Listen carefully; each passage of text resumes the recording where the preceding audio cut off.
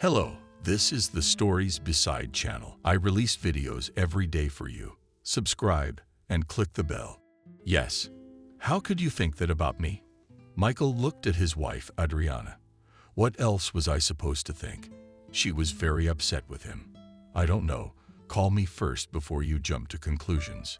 He resented her for being jealous of him today. Michael worked at a firm in the city, not the least of which was his job. Everything was going well. He never complained about life. Once upon a time, a handsome boy was born into an ordinary family. When he was brought from the hospital, he did not yet realize how lucky he was with his parents. His mom and dad just adored him. Whenever Michael needed to buy a toy, Dad would do it. They always spent weekends in the park. Everything was good in the family. Michael learned that from his parents. He never hurt girls at school or at daycare. He stood up for them. The boy was decent, honest. If his class teacher asked him to do something, he always did it. After graduation, Michael entered the institute. No one doubted that he would graduate. And now, in his senior year, his parents were going to celebrate his graduation in the country. "Mom, Dad, I'm not going with you," he told them. "What do you mean, you're not going? It's your party, and you won't be there." The woman didn't understand. "You don't understand. Graduation at school is one thing, but now it's graduation at the institute. I'll never have a time like this again. And now we're going to get together with our friends to meet. Are you trying to stop me?" He stood, smiling, looking at his father and mother. "All right, fine. Where are you going to celebrate?" His mom asked him. "We haven't thought about it yet, but I think we'll go to a cafe," the young man said. The graduation went well, as Michael expected. And then it began. In all his years, he had never experienced the pain he felt the morning after graduation. "Michael, hi." He picked up the phone and heard his aunt's voice. "Hello, Aunt Betty."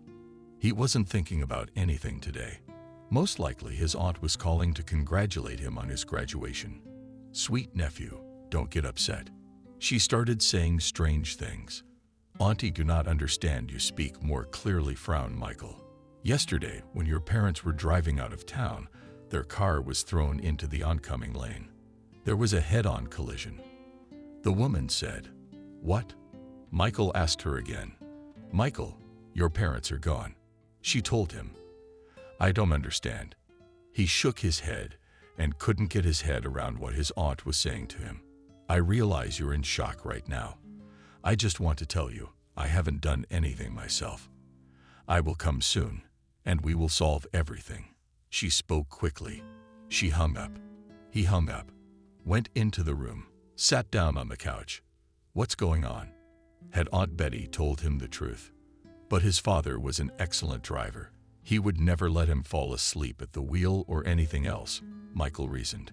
The aunt came, a couple of days later, to organize the funeral. Even when the young man saw his parents in the casket, he couldn't believe what had happened in the cemetery. He cried quietly and realized that he was left all alone. Yes, he has an aunt and uncle, but they live far away, and the guy will not be able to come to them with his aunt. At least he was socializing, and he didn't know anything about his uncle at all, just his name. The moment Michael got home, he didn't want to talk to anyone. "The tribe won't even talk to me." A woman approached him. "Please leave me alone." Politely, he asked her. At this point, Michael walked over to a picture that showed his mother and father. He took it in his hands and then stood silent for a long time. "Dad, Mom, I promise you I'm gonna do great, and you'll be proud of me." After that, he put the picture back in its place. Michael went and lay down on his bed.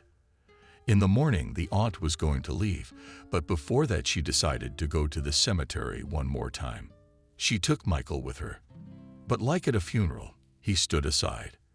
A single tear rolled out of his eye. It slid down his cheek and went into the ground. Michael realized that his life was now divided into two parts, what he had with his parents and what he had now. In his hands, he had a diploma of higher education. He could start looking for a job. The young man could not find anything suitable for a long time. The profession of cashier salesman did not suit him. He wanted something serious. So 6 months passed. One day in a cafe, the young man overheard a conversation between two men. They were talking about their firm needing a courier. Michael had already made a joke. He had already heard about this firm. And now that there was an opportunity to get a job there, it didn't matter who. He didn't want to lose that chance. Within 10 minutes, he was sitting next to the men, showing them his accomplishments to this point in his life. What are you, man? What kind of courier are you? Look at your credentials. School, college. All the couriers in the world would have one if they had one of these on their hands. Said one of his new acquaintances, "Do you want to offer me something better?" Michael dared to ask. "Sure. Come back tomorrow. Here's my card." The man handed him a plastic card. Michael took it and went home happily. He entered the entrance, waited for the elevator. As soon as the elevator arrived, he stepped inside. Wait, he heard a voice and turned around. A pretty girl was running after him. He held the door for her. When she came in, he stood looking at her from the side. "Do you live in this entrance?" he asked. "No, I came to visit a friend." She laughed. "I see. Who's your girlfriend?" "I just live in this neighborhood. I know everybody." Did he mean what he said to her? "You probably don't know her. She came to visit her aunt." "Well, that makes sense. Why haven't I seen such nice girls in our elevator in a long time?" Michael told her. He was smiling. The elevator stopped. "Are you getting off on this floor?" the young man asked. "Yes." "Why?" "No, it's just that I'm coming the same way." He was very surprised. But when they got off the elevator, he went left, and she went right. When Michael stood already near the door, he turned around, looked at the stranger's back. "May I ask your name?" Sure. My name is Adriana." The young man inserted the key into the keyhole and had not yet made a single turn as he turned around again. "Adriana, would you agree to meet me tonight? If you decide to be bold in the morning, you should stay that way." The young man decided. "I think it's kind of awkward." She was embarrassed. At that moment, the door opened and the friends saw each other. "I'm waiting for you all," the last words Michael said. Whether she heard or not, he does not know. The guy entered the apartment. Perhaps tomorrow he will get a new job, and today he will meet his future wife. Everything was good in his soul. Michael realized that if he chooses something in his life, it is forever. At 7:00 p.m., he left the apartment and headed to the place where he saw Adriana today. Michael pressed the call button one last time, and it took a long time for no one to open the door for him. Finally, a young girl appeared in the doorway. "Hi, who are you?" she asked. "Your neighbor. What's wrong? Are we flooding you?" No, it's okay. I met Adriana today. I made a date with her." "Came in," said the young man. "Come on in. She's been bugging me about it." The girl let him into the apartment and called her friend from the next room. Adriana was very surprised that Michael came by himself. Later, the young man found out that she had not heard when he made an appointment with her at 7:00. "Do you want to take me with you?" asked the one who opened the door for everyone today. "Yes, of course, Kathy. Come with us." Adriana looked at her. She didn't even ask Michael because she thought it was obvious, and Kathy would go with them too. Michael, of course, didn't really feel like going out with two girls, but there was no choice to either go with two or not go anywhere at all. They walked out of the apartment, down to the entryway. "To be honest, I'm not from around here. Everyone's gone out of town. They left me in charge of the landlady." Kathy started talking. "I asked Adriana to come over because I was bored," and Adriana was more and more silent. Apparently, she was attracting more attention from the young man. Michael planned to take the girls to the park, and then take them to a cafe. By evening, all three of them were sitting, talking, laughing, as if they had known each other for a long time. "Would you like me to tell you my little secret?" Conspirator with whom Michael asked them in a whisper. "Do you have one?" Laughed the girls. "Of course." He told them how this morning he met two men in a cafe, and they promised him a position in their company. I've heard of that company, Adriana told him. She herself was at a technical school, so she had only a vague idea of what Michael was doing. Well, shall we go home? Asked the young man because he had to get up early tomorrow. Sure, let's go. Especially we live on the same floor, Kathy laughed. They went to their apartments. For tomorrow, Michael again scheduled a meeting with Adriana. Since morning, he had been preparing for no exams, no dates. He didn't prepare like this. The guy got out smoothly, combed his hair, put on the suit he only wore to prom, then went to that company to get a position. He was welcomed after seeing the guy's credentials, immediately offered a position as a specialist in the marketing department. When Michael was on his way back home, he planned that he would now stop by the girls' house, calling them to go for a walk. They would also sit in the cafe, celebrating his acceptance of the new jobs. The girls, of course, weren't expecting him, but when he reappeared at the door, they were surprised at his stern appearance. Well, you're invited to celebrate my first positive response. I hope it's the last one on my resume. He invited them, gladly replied Adriana, looking at her friend. I don't have time today. Perhaps Kathy realized that the young people were in the midst of a relationship, or perhaps she really didn't have time for them. But are you coming or not? Michael was looking at Adriana. Of course I'm going. She smiled guiltily, turned to Kathy. She went into the apartment briefly and came out to the young man. Where shall we go? He ventured, taking her hand. She shrugged her shoulders. Don't be shy. Tell me. He himself did not understand why he liked this girl. But now, when they were standing next to each other, he realized that this was probably his future wife. They came to one of the cafes of the city, sat at a table. Michael ordered fruit and wine, some appetizers. Tell me, do you have a dream?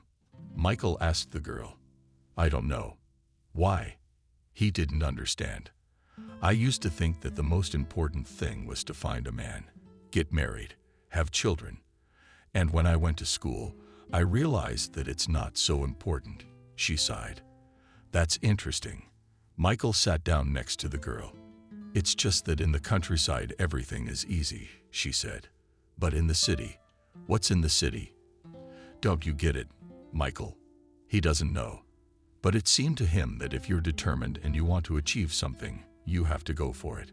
But you need a good job here with a profession like mine. It might not work out, sadly said Adriana.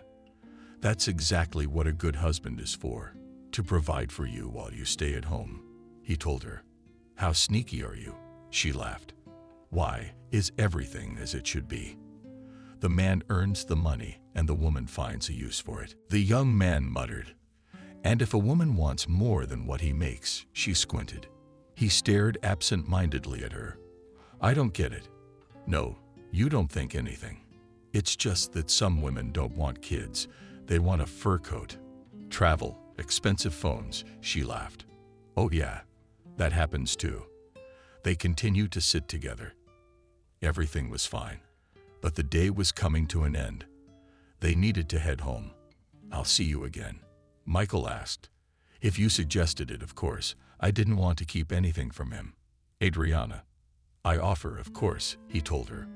Paid the bill, and they walked towards the exit. Like yesterday, today they walked together because Adriana was still visiting Kathy. He walked her to her apartment. So, see you tomorrow. Yeah, let's see you tomorrow. She was about to go in. He pulled her to him and kissed her. Michael, did I like you so much? I couldn't help myself. He told her the truth. Well, I'll see you tomorrow. Auntie's gonna be worried. She sent him a kiss. Michael was very happy. First of all, he got his dream job today. Secondly, he'd met a wonderful girl. And thirdly, even if things weren't as rosy as he'd hoped, but sometimes you get triple the payoff for what you lose. The next day, he heard the elevator leaving. He figured Adriana and Kathy must have gone to school. It wasn't close for them to get there, so they had to get off early. He got ready, checked his briefcase, and only then went to work.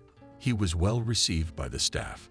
Now it remained only to get a foothold on this place to enter the university, and then it will be further seen. Michael did everything for this. He had a goal, and he was working towards it. Hi. He saw his girlfriends from afar.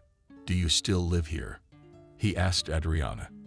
I decided to spend one more night, and tomorrow I'll go to the dorm, she answered. You know, if you don't want to go to the dorm, just get your stuff out of there and move in with me, he told her. Michael, I can't do that, she replied. What's the big deal? If you don't want to, no one will bother you. Just live in peace, please. At least I'll know you're there for me. Safe and sound. He was speaking from the heart. Well, if that's really true, I guess I'll go along with it. Adriana looked at Kathy again. The next day, she drove to the technical school, then checked into the dorm. All that was left was to pack her things, to wait for Michael to come to pick her up in the evening. It was very pleasant. In Adriana's life, it was the first young man with whom she was so close, and she really liked him. But here was my apartment. He led her into the hallway. Wow, she looked at. Oh, don't mind me. It's my parents' apartment. They died when I was still in high school, and then when I got here. I moved here. I see, she smiled.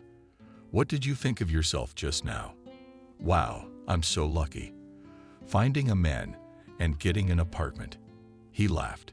If you keep talking like that, I probably didn't move in with you, Adriana replied. That's it. Calm down. Everything will be fine.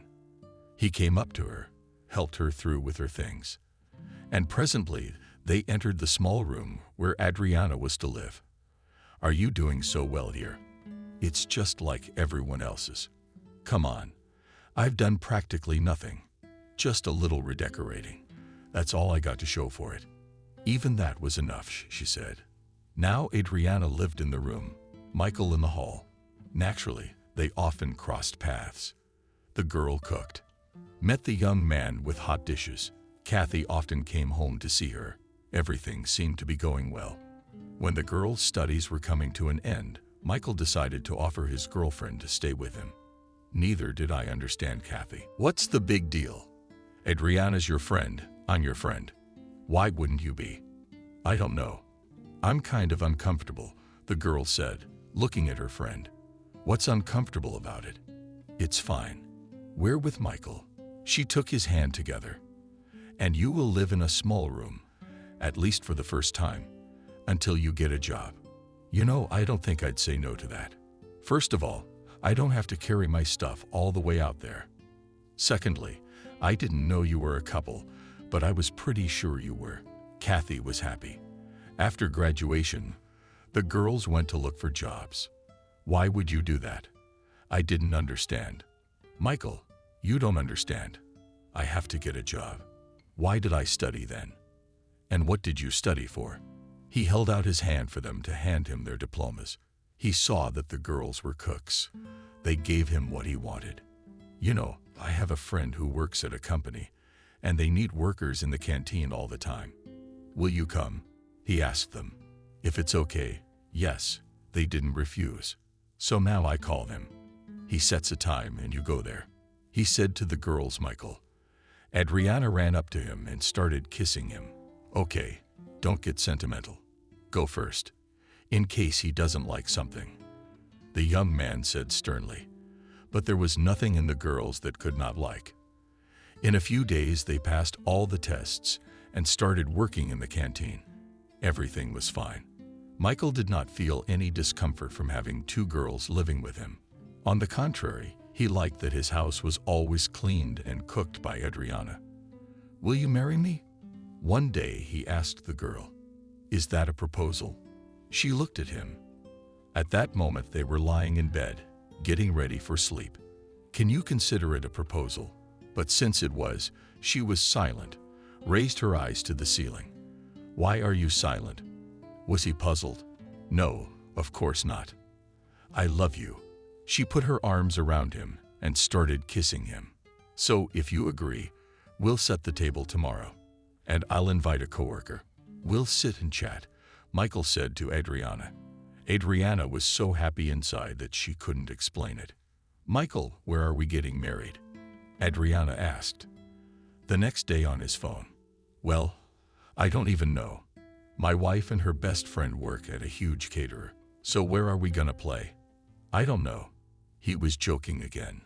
"I got it," she said into the phone. She immediately told her friend.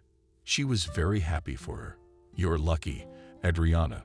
What kind of man did you get?" "Does he do everything for you?" Kathy sighed when she heard that.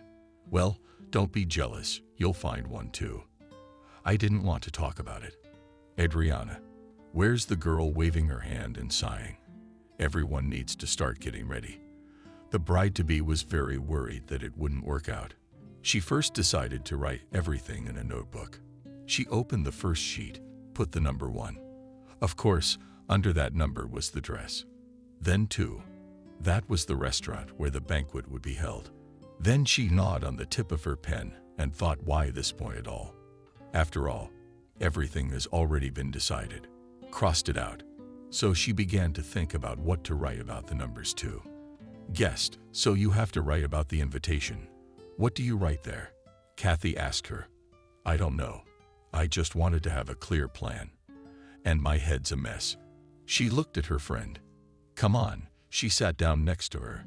They actually wrote a little plan of action as they turned the page.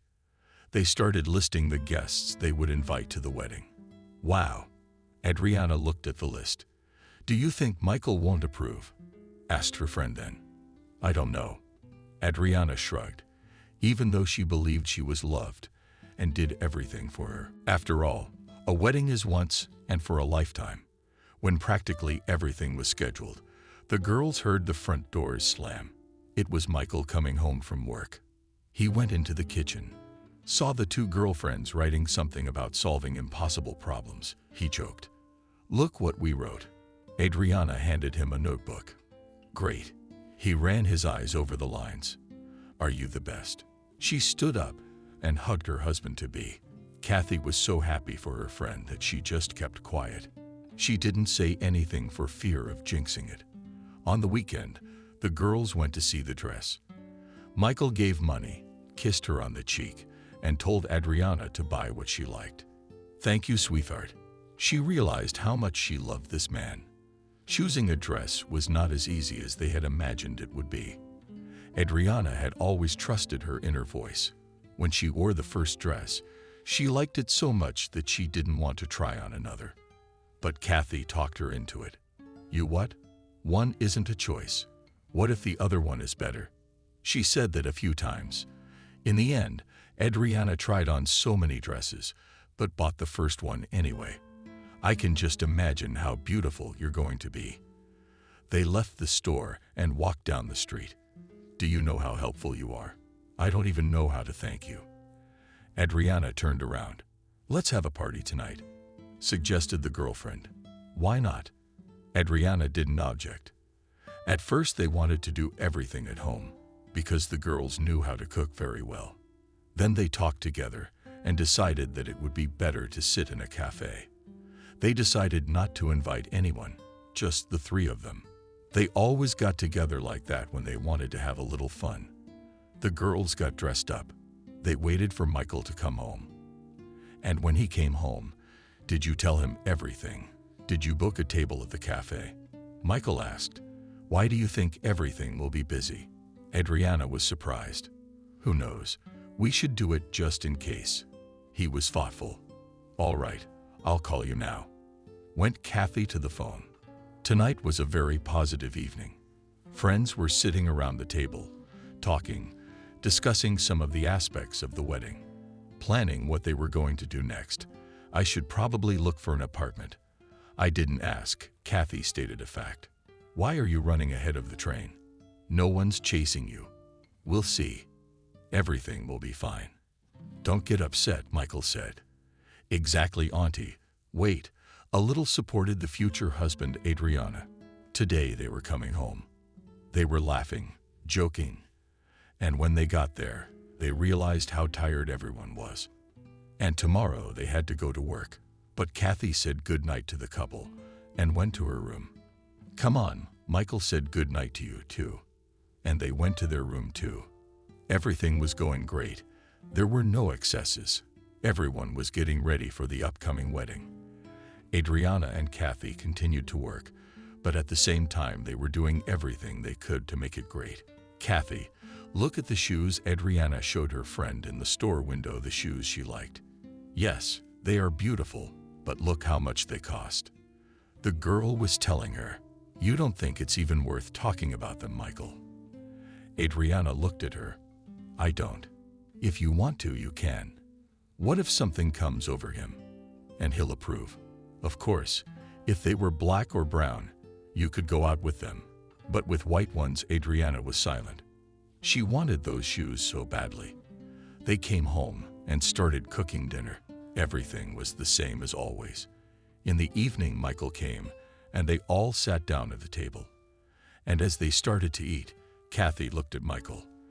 I know the politician saw those shoes today. They're amazing. But they cost the same, Kathy said. At that moment, Adriana froze too. She had already decided that she would not say anything to Michael. Firstly, because she knew he would agree to her every whim. And secondly, they cost so much. And soon it would be their joint budget.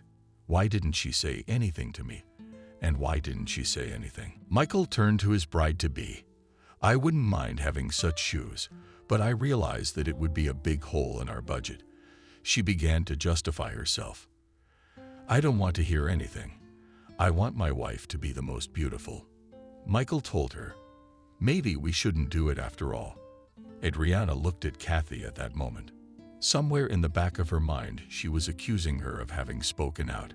So tomorrow, you and Kathy go to the store together after work and buy these shoes. Put Michael's money on the table. Okay, but maybe they don't fit me yet. Adriana took the money and put it in her purse. And then, when she and her friend were alone, she told her 10 more times that she was wrong to tell her about Adriana's secret. Come on, what are you, a friend? I knew right away you weren't gonna say anything. The shoes are really nice, Kathy smiled. Finally, the celebration came. Beautiful dress, shoes, though the bride was dazzling. Next to Kathy's girlfriend, who looked every bit as good. The groom in all black stood looking at his beloved. At the registry office, they exchanged rings, said to each other, yes, what they had waited so long for had taken place. But that's it. You're not going anywhere from me now. Michael pulled her to him and kissed her hard. Adriana was also very happy. She felt in her gut that this man was her destiny. Now they also continued to live together as a threesome. Until now, it didn't bother anyone. And then Kathy herself began to realize what was superfluous in this apartment. She started looking for a place of her own. Kathy, do you want to leave us? Adriana asked her one day. What am I supposed to do with you guys here? I feel like I'm torturing you. She was telling the truth. I don't know. I think you are. Adriana answered without embarrassment. She was so comfortable having her best friend around. Together, they walked to and from work. There was just one thing. Adriana was already married, and Kathy didn't even have a friend. But one didn't say anything about it, and the other didn't think anything of it. Michael, do you know anyone you might know? Maybe we could introduce Kathy to someone. Did Adriana ask you once at dinner? You know, there's no one, he said. That's too bad. Adriana smiled and looked at Kathy. Why did you tell him that? A friend was talking tonight. What if he had made a good friend? We could have introduced you. Maybe something would have worked out. Adriana told her, you know what? I'll find my own man, said Kathy. One day they were at work, and a younger man came into the cafeteria. He came up to the serving counter, taking a long look at something. Kathy noticed it and went over to him. Can I help you? She asked. Yeah, you know, I was driving by, so I thought I'd stop. I'd never eaten in a place like this before, but I couldn't take it anymore. He looked at her, smiled. Wrinkles immediately bled all over his face. Sure, let's have the first one. She walked over to a large tank in which there was soup. And what do you have for the first portion? Solnik. She waited for his decision. Okay, let's, since the Solnik agreed the man. The girl poured him a deep bowl of soup, then offered him the second. He refused the side dish, took only the meat, and then put the compote on the tray, paid and went to the table. Kathy saw that he had forgotten his cutlery and napkins. She took them and went to him. You didn't thank you. You are very kind and helpful. The girl, replied the guest. Kathy smiled and went to her workplace. The guest ate, and after turning in the dishes, went over to Kathy to thank her again. Not a week later, the man was back in the dining room. Now he came not just for fun, but in a strict suit and with flowers. He smiled and looked at Kathy. Hello, it was you driving by again. She walked up to him. No, beautiful. I've come to see you. My name is David. I'd like to know your name. He asked her. My name is Kathy, she answered, and she was very shy. Because all the canteen workers came out to see this concert. She looked back at those who were watching it. Her cheeks were aching. She thanked the man, took the bouquet, and stood there not knowing what to do next. Why are you so shy, child? Don't be. Tonight I invite you to the restaurant to get to know each other better. He touched her shoulder. Thank you. I will definitely be there, she replied and saw Adriana walking towards her. Hello, David greeted her. Good afternoon, she replied. After that, Kathy introduced them to each other once more, and that was the end of it. Kathy, you see, I told you that everything will be fine in your life. Look at the man paying attention. The girl said and looked in that direction, where David had just gone. Adriana, he's twice my age. Kathy was looking at her. So what? He's a solid man, not some guy from the diner. Adriana didn't understand her. Yeah, he took me to a restaurant tonight. Kathy looked at the flowers again. Well, go and don't even think about it. The girl was happy for her friend. As they walked home, they only discussed what Kathy would wear on their date tonight. Remember the blue dress? Adriana said. Yeah, but it's really short. Do you think it would be okay if I wore it? Kathy said and turned to her friend. Of course it's okay. You look really cute in it. They spent the rest of the drive discussing the rest of the accessories. When they got home, Kathy immediately took a shower and went to change. Now that she was ready, the girl really did look like candy. While in the hallway putting on her shoes, Michael walked in. Wow, you look beautiful, Michael said. Don't flatter me. Kathy lowered her eyes. How flattering is that? It's really true. He took Adriana's hand and drew her to him. They stood and watched as the girlfriend left the apartment. Now tell me, he smiled. Wait, come on. Go wash your hands. We'll have dinner. I'll tell you everything there. She sent him into the bath. When they were in the kitchen, Adriana told her husband everything. Not to say that he experienced any happy emotions, but he was happy for his wife's friend that everything had worked out so well. She had nothing to worry about right now. If David really liked her, then really everything would be fine. At this time, Kathy had already arrived at the restaurant. She immediately noticed David, who got up from the table and went to meet her. He had a bouquet of flowers in his hands again. Hello, beautiful, he said to her. He kissed her on the cheek, took her hand, and led her to the table. They sat across from each other. David had already ordered, so now he filled the glasses and raised his own to drink to the girl. Please, please, don't be shy. If you don't like something, tell her right away, he asked her. No, it's fine.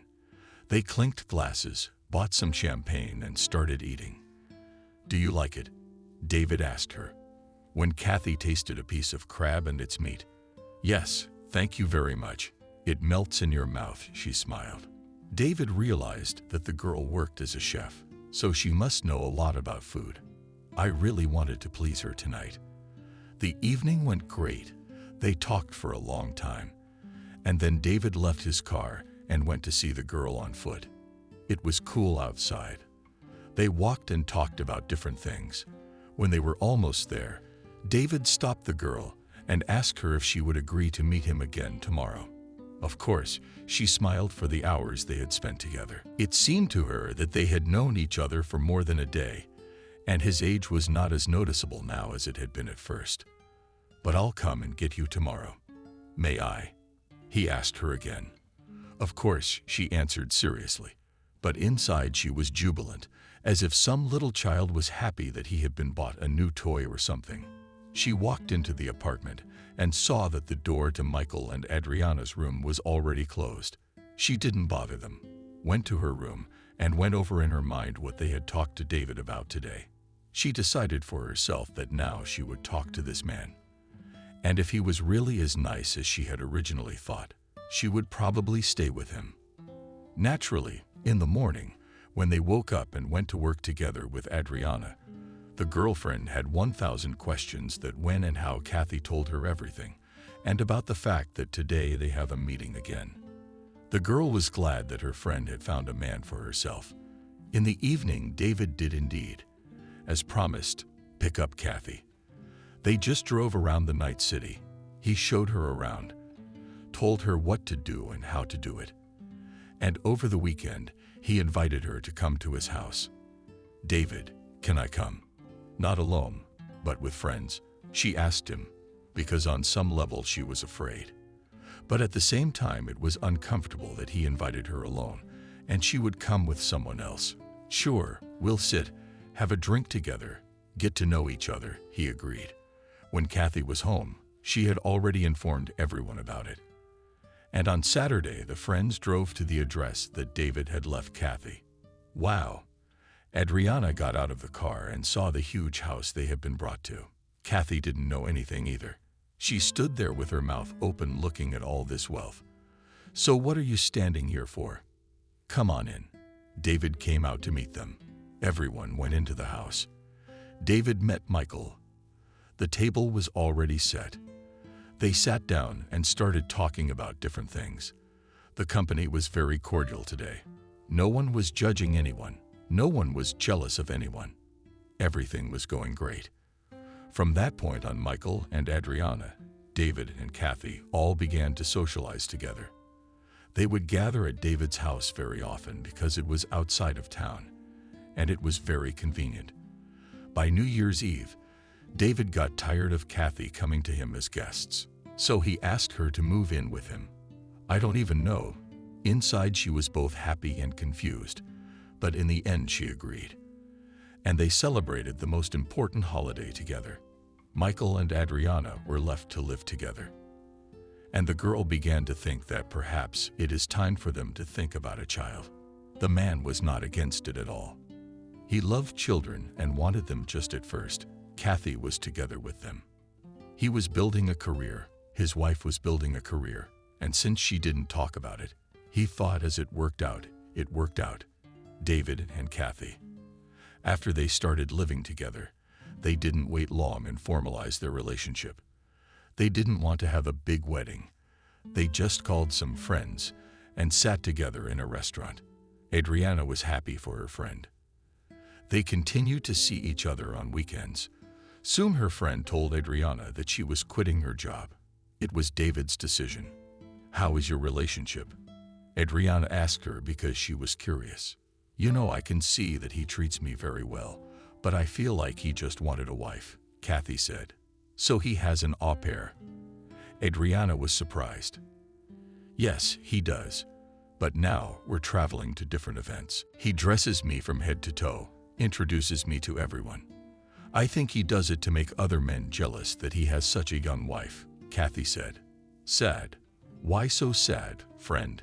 It's good when other men pay attention, and David will love you more for it." She didn't understand the girl's regrets. "You know, I'm glad that David asked me to marry him, and that I'm living in his house now. We're good, but there's nothing inside. Yeah, he's cute. That's all there is," Kathy said sadly. 2 years went by like that. Sometimes, when Adriana called Michael to visit Kathy, he refused because David was not at home at that moment. But his wife would persuade him, and he would go. And David wouldn't say anything about us spending time all together.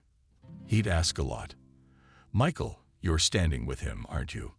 "It's okay," Kathy reassured him, because she knew David never minded.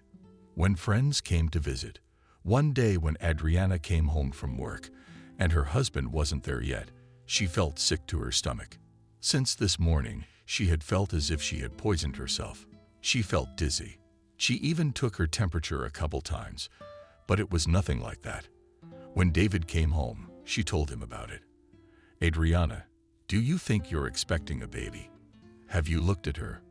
"You know, I didn't even think about it," his wife told him. "I mean, it's been so long and still no pregnancy. And now that it's happening, she didn't think about it. Do you want me to run to the drugstore right now?" Michael asked her, "If you don't mind." At this point, she felt sick again. She went to the kitchen and drank some water. When Adriana returned to the hallway, she saw that Michael was gone, and a few minutes later he was standing in the hallway already with a box in his hands. "Here, go check one today. If it doesn't show anything, you do the same." Tomorrow morning, he put everything in her hands. Adriana went to the bathroom. When the test was ready, the 2 red stripes glowed as if it was a magic wand and not a pregnancy test. She came out of the restroom, showed everything to Michael. He was very happy at that moment. It had been 5 years since the wedding. And now that they were pretty sure they were having a baby, they were both happy. The next day on her lunch break, Adriana excused herself from work and drove to the hospital. She wanted to make sure that this was indeed the case. After examination, the doctor confirmed that Adriana was indeed expecting a baby, but warned her that her body was very weak and she needed to take great care of her health. Of course, I will do everything. After all, we have been waiting for this miracle for so long," Adriana said at the time. The first thing she did was to call Kathy. "Are you expecting a baby?" She answered her, "Yeah, aren't you excited?" Adriana couldn't understand why her friend sounded like that. "I don't even know what to tell you," she replied and hung up. Strange. Adriana looked at the phone, put it in her bag, and went back to work to finish the day. In the evening, she told Michael everything, both about the baby and the fact that she had acted strangely. "We need to go to her to support her," her husband said then. "Well, if you insist, we can go." Adriana agreed with him. Today, the 3 of them sat together again. David was delayed somewhere. Kathy was annoyed. She kept saying things about David, about Michael, comparing them.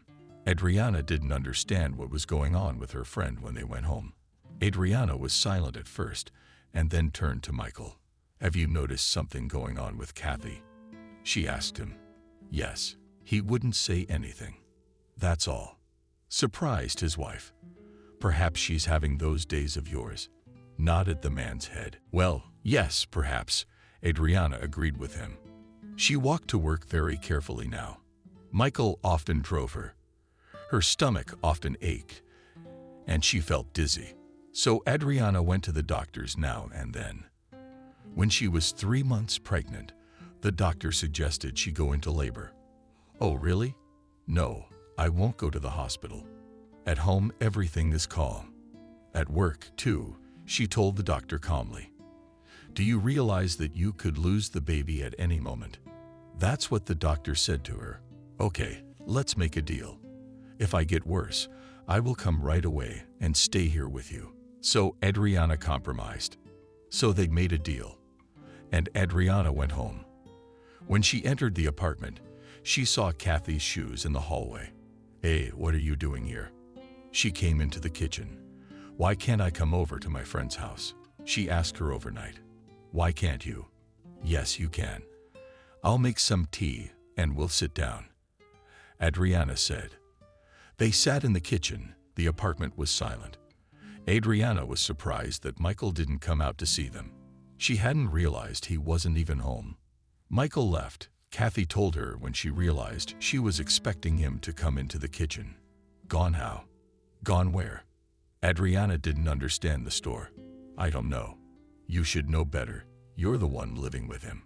Kathy sat there twirling a teaspoon in her hands. "I don't get it. I'm going to call them." She took out her cell phone and started dialing her husband's number. But he didn't answer. What if he has a mistress? Kathy asked her friend. What are you talking about?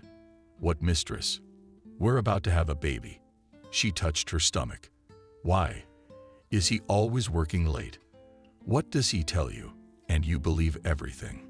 It's good for him to go to his mistress. The wife believes it. Her friend kept talking. Kathy, shut up. Adriana asked her. All right. It's my business to warn, she said. She got up and walked towards the exit. Did you come here on purpose to tell me all this? Adriana looked after her. Come on, calm down. You have a nice family. Everything will be fine for now. And she left the apartment. Adriana went back to the kitchen. She took out her phone again and dialed Michael again. She couldn't understand what had happened. She was so worried that her blood pressure had gone up. And after another hour, she started bleeding. The girl called an ambulance. The paramedics came and took her away. When she was already in the hospital, I realized that something terrible had happened. The doctor came into the room. He approached Adriana, took her hand. What's wrong with the baby? She asked. The doctor shook his head negatively. I told you that you should stay with us. Why didn't you listen to me? He squeezed her hand, stood up, and turned away. Don't tell me. She was silent, and then she started to cry. Don't be upset. You're still young. You'll be fine, he told her. But why did it happen to me? Adriana squeezed her eyes shut. Tears were flowing from her eyes, so that it was impossible to stop them. Did you call your husband? He asked her. Yes, but he didn't answer for some reason. Adriana continued to cry. Well, stay here. You need to rest. And then make sure you call him again. The doctor left the room. Adriana was alone. She didn't know what to think. What if something had happened to Michael? What if he was in an accident? What if he'd been hit by a car? Where could he have gone tonight? Until the morning, the girl didn't close her eyes. She just couldn't sleep. And in the morning, her husband called her. Where are you? What's wrong with you? He spoke excitedly. Michael, where have you been? She asked him in a stricken voice. Tell me where you are, and I'll come and tell you everything. Worried, he said. I'm at the hospital. Our baby is gone, she replied, in a very sad voice. I'm on my way. He hung up the phone. When Michael arrived at Adriana's house, he told her that when Kathy arrived, she told him about David needing help to go, how not to help a friend. He dropped everything and went to David's. There was really a lot to do there. His phone was still in his bag, and he dialed her as soon as he'd arrived. It made sense, Adriana said, because she didn't care much about Michael's whereabouts right now. Their baby just wasn't there. Michael sat beside his wife. He didn't know what to say, what to do. There was only one thought running through his mind: regret that he wasn't home. It made the bullet so upset. He tried to speak some soothing words to her, but the woman was unsuccessful. Tears rolled from her eyes. There was no point in saying anything. I will need to go to David and Kathy again tonight, Michael told her. I don't want to hear that name again. Do you hear me? She punched him in the chest with her fist. What's wrong? He didn't understand anything, Michael. I may not be able to get pregnant again. This pregnancy was an accident, and the next one is not a sure thing. She was telling him. What are you talking about? Of course it'll work out. Couldn't calm down, Michael. Okay, we'll see, she said and wiped away a tear that had slipped traitorously down her cheek. When can you go home? Her husband asked her. I don't know. The doctor said I'm feeling better now. I guess we can go, Adriana said. They drove home in silence. They didn't feel like talking at all. Michael blamed himself for everything. Adriana fought back about the lost baby. When they were already home, Adriana just went to the bedroom, lay down on the bed, turned her back to the wall, and lay like that for a long time. There were so many thoughts in her head that she couldn't do anything. Sweetheart, take a pill. Michael came into the room. I don't want any pills. Without turning around himself, said Anna. He realized that their life was divided into before and after. He had always been a decent family man, coming home, helping his wife. And this happened here. Tell me, why? Why did she stay here?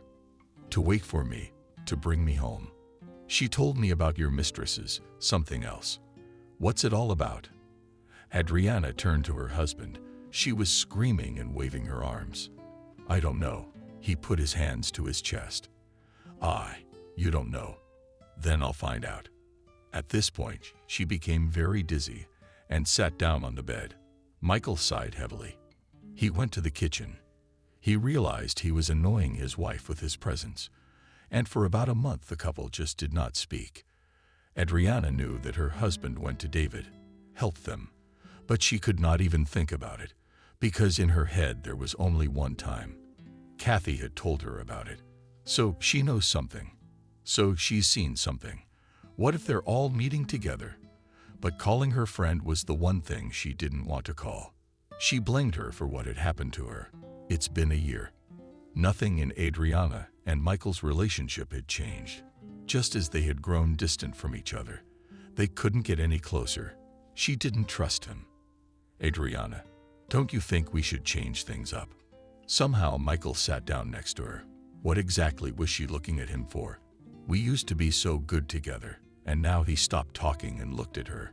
Do you know what Kathy told me about you? Adriana finally decided to have this conversation. What did she tell you? Was it interesting, Michael, that you had a mistress? She spoke quickly, because she didn't want to bring it up again. Adriana. And you believe it? He wondered. Why wouldn't I?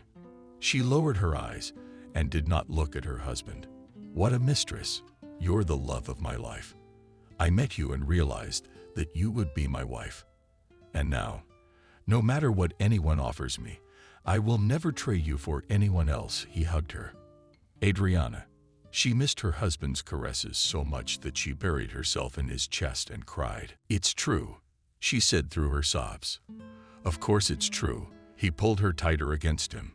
From that moment on, life in the family began to get better. Although Adriana knew that Michael was still communicating with David, and she did not tell him anything about it, a few more years passed. At some point, Adriana's cell phone rang. She looked at the screen and saw an unfamiliar number. Hello, she answered the phone. Adriana, please come over. She heard Kathy's voice. Why? Immediately, she changed from grace to anger. David was dead. Her best friend had once told her. What had happened? Adriana really didn't understand. Yes, David was a man of age, but not old enough to die. I don't know. The hospital called me, told me to come over. Kathy was crying into the phone. Hang on, I'll be right there, Adriana said and hung up. Just for a second.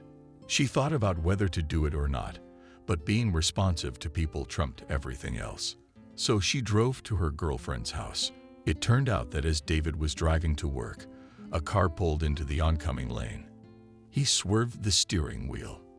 The car flipped a couple times, and when the emergency services arrived, all they had to do was record the time and date of death. What a horror, Adriana said. How happy were we with him? So many years of sitting and rereading Kathy.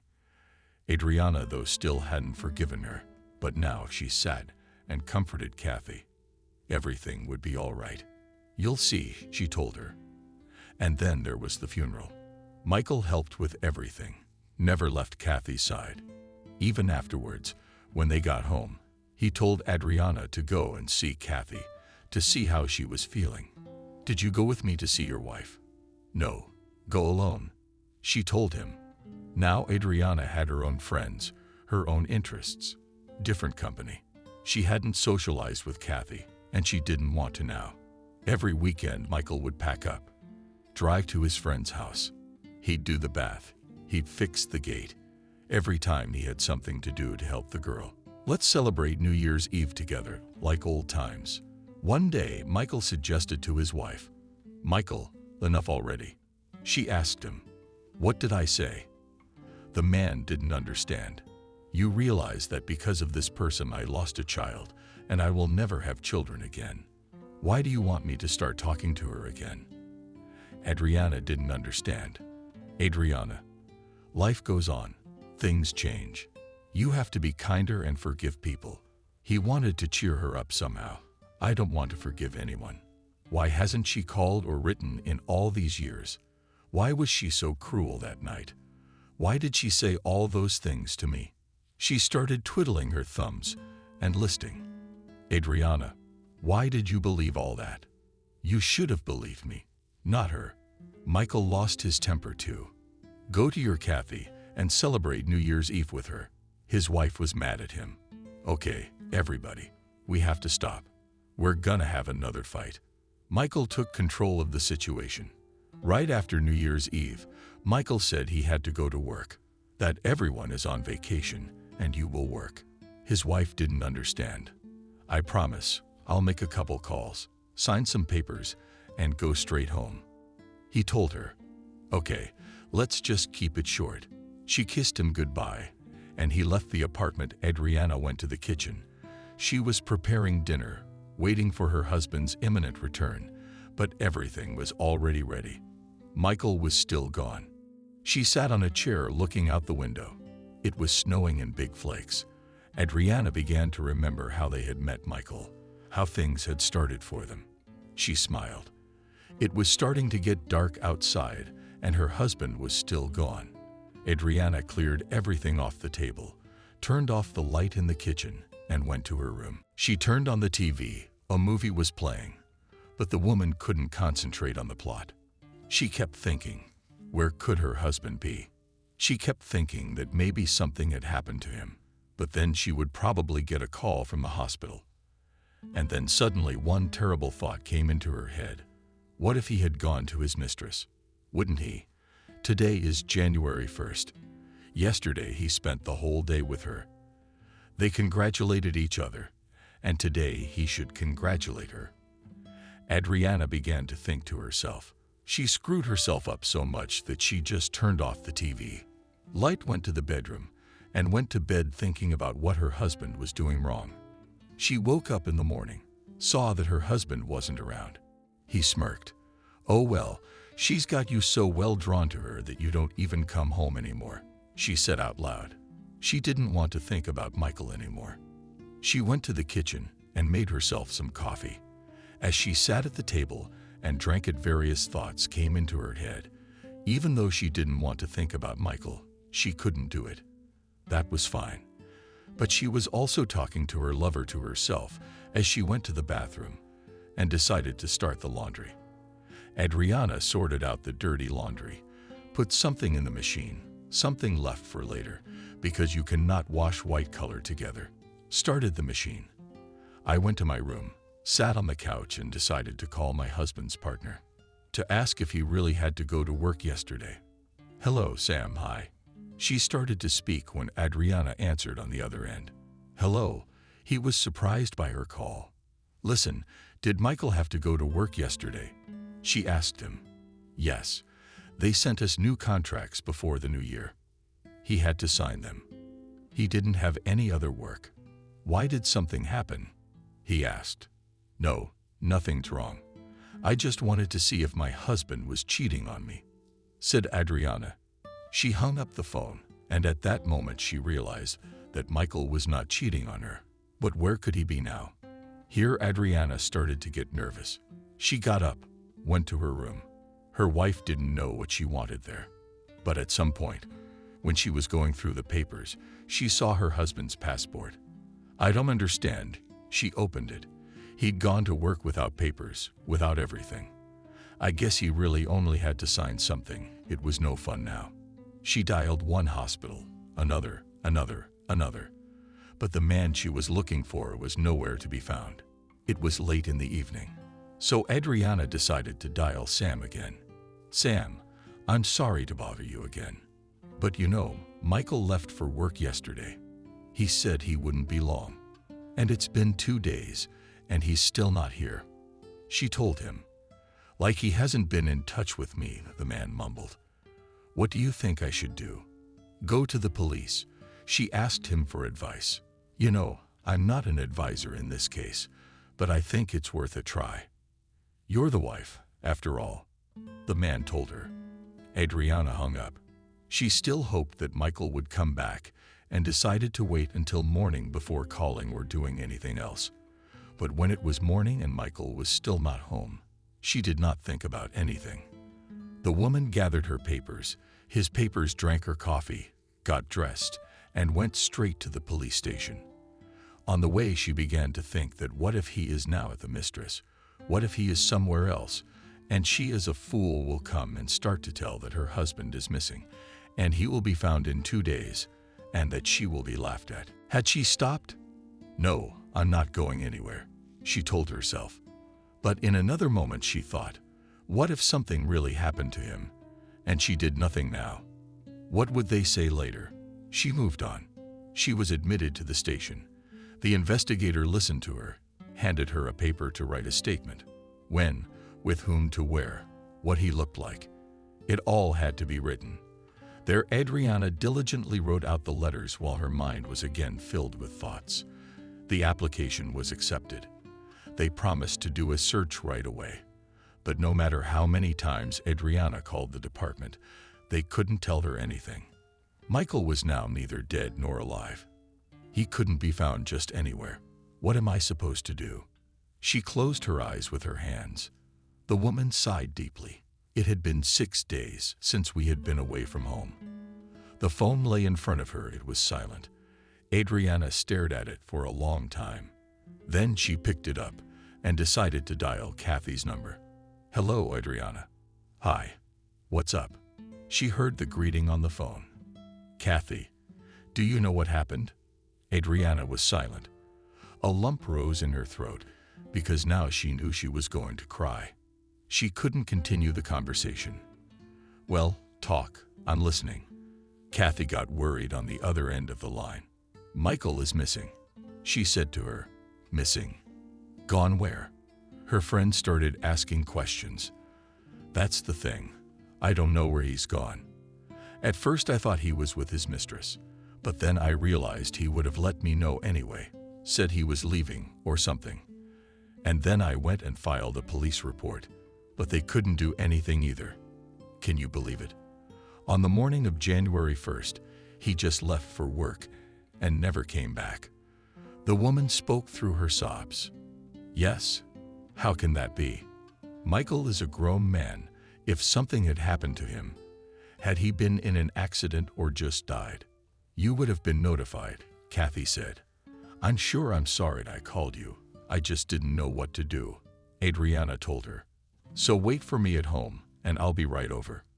Kathy hung up, and Adriana thought she should let her come over. It would be easier with the two of them than alone. Kathy was at her place an hour and a half later. They sat in the kitchen, both of them silent, drinking tea, no conversation flowing. Then Adriana told Kathy to go home. They weren't going to solve anything anyway. Well, don't worry. I hope they find your Michael. It's not the 90s. There's no racketeering. No one's moving anyone out. Kathy headed for the exit. She looked at Adriana and left the apartment. Adriana was lying in bed, but there was no sleep. Then she thought since the police couldn't handle this case, she should hire a private investigator. She had the money, so there would be no problem with that. She found a man in the classifieds who could do it. She arranged to meet him at a cafe. Hello, tell me what happened. They were sitting at a table. The man had a notebook in front of him and was ready to take notes. Adriana told him everything she knew. All she knew was that her husband had gone to work and never came home. Are you sure he hasn't found someone else? The detective asked her. You know, I think if he had someone, at least he came for his things. Well, he'd definitely come back for his passport. Adriana told him. Oh, I see. He wrote everything down, took Adriana's coordinates, put his hand on hers, and asked her not to worry. After that, she went home. There was only one thing left to do. Wait. There was nothing she could do on her own. The New Year holidays were coming to an end. She had to go to work. There was still no news. Ethan kept calling Adriana. finding out about mutual friends and girls she might have seen in pictures or something, or maybe she suspected someone herself. Kathy said everything she knew. "I'm sorry, I'm going to ask you something now, but I can't not do it," he once said to Adriana. "Yes, of course. Ask anything I know. I'll tell you." She was ready for it. "You told me that he used to go to your ex-girlfriend Kathy's house all the time, helping her with her chores. Couldn't he go to her place now?" he asked Adriana. "Oh, shut up, will you?" Adriana. She wanted to tell him that Michael would never do such a thing. And then she wondered why he'd gone to her every weekend after David died. What did they do there? She doesn't know that. What if they were having an affair? Kathy was always jealous of her, said she had a good husband. "Hello, Adriana, can you hear me?" Ethan said. Yes, I can hear you. I'm just thinking," she replied. So, was she pondering? Was Ethan wondering? You know, when Kathy's husband died, Michael used to go to see her all the time, saying he was helping out around the house. And now, I don't even know what to tell you.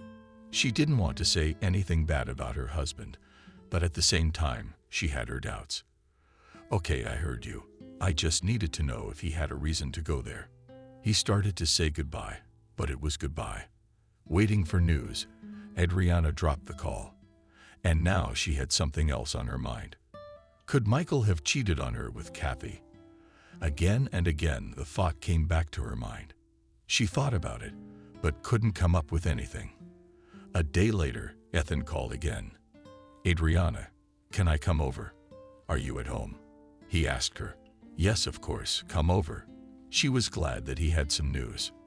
Adriana put the kettle on, took out some cookies on the table. She was ready to meet the detective. He arrived, said hello. They went straight into the kitchen. "But what do you have some news?"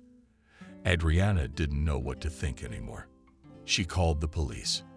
They too were just throwing up their hands. She hoped to get some results here. "Look, I don't know how you're gonna take this information right now, but let me talk. Listen to the end, and then we'll draw conclusions together." Ethan asked her. "Yes, of course I'm listening," she told him. "I asked you, Kathy, for a reason. When you said you used to socialize, you were family friends, I decided to observe her for a while. She's been acting very strangely. She hardly leaves the house, doesn't turn on the lights, even though I know she's inside. Maybe you could talk to her openly," Ethan asked her. "I don't understand what you're getting at. You think Michael is living with her and they are cheating on me together," she concluded. "From what the PI said, no, I'm not saying anything. I'm just very curious as to why this is happening." The detective asked a question. "You see, there was an incident many years ago that made me feel very bad. After that, Kathy and I didn't speak to each other until after her husband died. And then I can't say we had the warm friendship that we used to have. And now I can't just call her up and say something like that," Adriana said. She sat there, squeezing her fingers so hard they were already red. "Okay, if you're still talking to her like that, maybe you and I can go to her place, see what's going on with her and talk." Ethan talked her into it. "If you know something, you can talk on the line." Tired of listening to him walk around. "Yeah, around. I don't know anything yet. I'm just guessing," he told Adriana. "Good. We can go to her place tonight," the woman said and poured more tea into the mugs. "Great, that's what we'll do," Ethan said. They talked some more with Adriana before drinking tea, and the man headed for the exit. "Thank you for taking so much of your time and for doing this." The woman spoke earnestly. "Wait, thank you, nothing has happened yet." He looked at her. Adriana returned to the kitchen and began clearing the table. She kept going over the conversation with Ethan in her head. Why had he started following Kathy in the first place? Why hadn't he thought that someone in the office might be involved in Michael's disappearance? And then another crazy thought popped into Adriana's head. What if Michael was on his way home and he'd been kidnapped? "That's enough of that kind of thinking," she said to herself. Adriana went to her room and turned on the TV to the channel where singers were performing. She listened to familiar songs and sang along. The woman realized that there was a disaster in her family. A man was missing. But she couldn't help it. All sorts of silly things came into her head. Finally, the evening came. Adriana was ready. All she was waiting for was for Ethan to come and pick her up. When the phone rang, she even flinched. "Did you pull up?" She saw his name on the screen. "Yes, I'm waiting for you," he said. At that moment, Adriana turned off the lights, opened the door, and hurried downstairs. What was going to happen now? She couldn't even guess. She could only hope that it was not what Ethan and Michael thought it was. Not her friends. It was cold outside. So Adriana quickly got into the car, where the heater was working. It seems to have gone only 2 meters, and already about another put it. "Let's go." Ethan turned to her. Yes, she nodded decisively. The car started up. Pleasant music was playing in the cabin. The men and women were silent. Adriana didn't think about anything now that Ethan was beside her. She knew this road like the back of her hand. They should turn right here and then take a sharp left. She and Michael had come here before. So many times, they couldn't even count. Almost there, she said. The fence of Kathy's house was already in sight. They pulled up just as Ethan had said. There were no lights in the windows, even though it was still late. Adriana had the good idea to call Kathy. "Wait, don't drive. It's too close," she asked Ethan. She took out her phone and her purse and dialed her friend's number. "Hello," she heard a voice. It wasn't Sleepy. "Hi," Adriana said calmly. "Where are you now?" "At home. I'm a little sick." The girl's voice changed immediately. She started to sing a little. "I see. And I wanted you to come to me." Annoyed, and said Adriana, "I'm sorry, there is no way today." Kathy said, "Okay, see you later," challenged Adriana. "But what did I tell you? I saw she was home." "But why doesn't she turn on the lights? Maybe she doesn't want anyone to know she's out there hinting at men again. Let's go and ask her ourselves." Adriana's about to get out of the car. "We'll be right there." He stopped her. They were at the fence, got out of the car. Adriana rang the bell. Inside, no one moved. There was total silence. Or maybe she tricked me, that the woman at home turned detective. I don't think so. He showed her what? The one that had just gone down on the second floor. "By opening it, I know you're home," shouted Adriana then. They stood outside the gate. It was so cold that their feet were quickly starting to freeze. Adriana started pounding on the gate, but it was having no effect. "Kathy, if you don't open it now, we'll come back tomorrow." But not alone, but with the police. The man decided not to be shy either. At that moment, the light on the first floor came on. A few more minutes passed, and the lock beeped, alerting that the doors were open. A woman and a man entered. Ethan looked around. There was nothing suspicious. The front door to the house was open as well. "Kathy," they walked in and stopped. She stood there looking at them. Only now she pretended she had just woken up. "What's going on?" she asked and yawned. "No need to pretend. Where's Michael?" Immediately went on the offensive. "Adriana, what are you like, Michael? What are you talking about?" Did not understand her friend, "My Michael. You have it." Adriana, everything was already shaking. She could not calmly watch the concert that her friend was playing out. Ever since high school, Adriana remembered how well Kathy was at playing different roles. "Michael who? What are you doing breaking in on me in the middle of the night?" "You're threatening the police. I can call them too and tell them you broke in." My friend went on the offensive. "Okay, you don't want to tell me. I'll find him." She went inside Adriana's house. She knew every corner of the place. "Adriana, come on, there's no one here." Kathy looked after her, but it was useless. The woman would do anything to find her husband. Adriana went to the kitchen to the guest bedroom, then went up to the second floor. There were more rooms there, but she looked in them too. As a result, the house was glowing like a Christmas tree now, because there were lights on in all the windows. "Where is he?" Adriana came close to her friend. She could believe everything now. I told you he wasn't here. Kathy stood her ground. Well, then can I ask you a question? Ethan approached him. When was the last time you saw Michael? Ethan asked the lady of the house. I don't know, sometime before New Year's. Shrugged. Clearly, we're not getting anywhere here. He sat down on the couch. Adriana came over and sat down next to him. She folded her arms across her chest and began to think that what they'd done was stupid. Coming over and breaking into a man's house. Or maybe you really are sick. Did they come at her with fists? Wait. Adriana stood up suddenly from her seat and walked over to the fireplace. What was Ethan tensing up over there? Why is she the one who picked up Michael's watch from the shelf? I don't know. Kathy was getting nervous. I do. It's my husband's wristwatch. The detective looked at it. So what? He came to see me so often. He could have left it at any time. Kathy couldn't stand anymore. Did she crouch on the step? No, he couldn't have left them anywhere. Remember the day he started work? Well, that's when that watch was given to him by the manager who got him there. He never took it off. Only took it off at night. Adriana said. Her voice was shaking. I don't know. Then the girl lowered her gaze. I know everything. Adriana came very close to her. You know something, her friend averted her eyes. What are you, Michael, lovers? Adriana even choked when she said that word. Calm down. He wasn't cheating on you.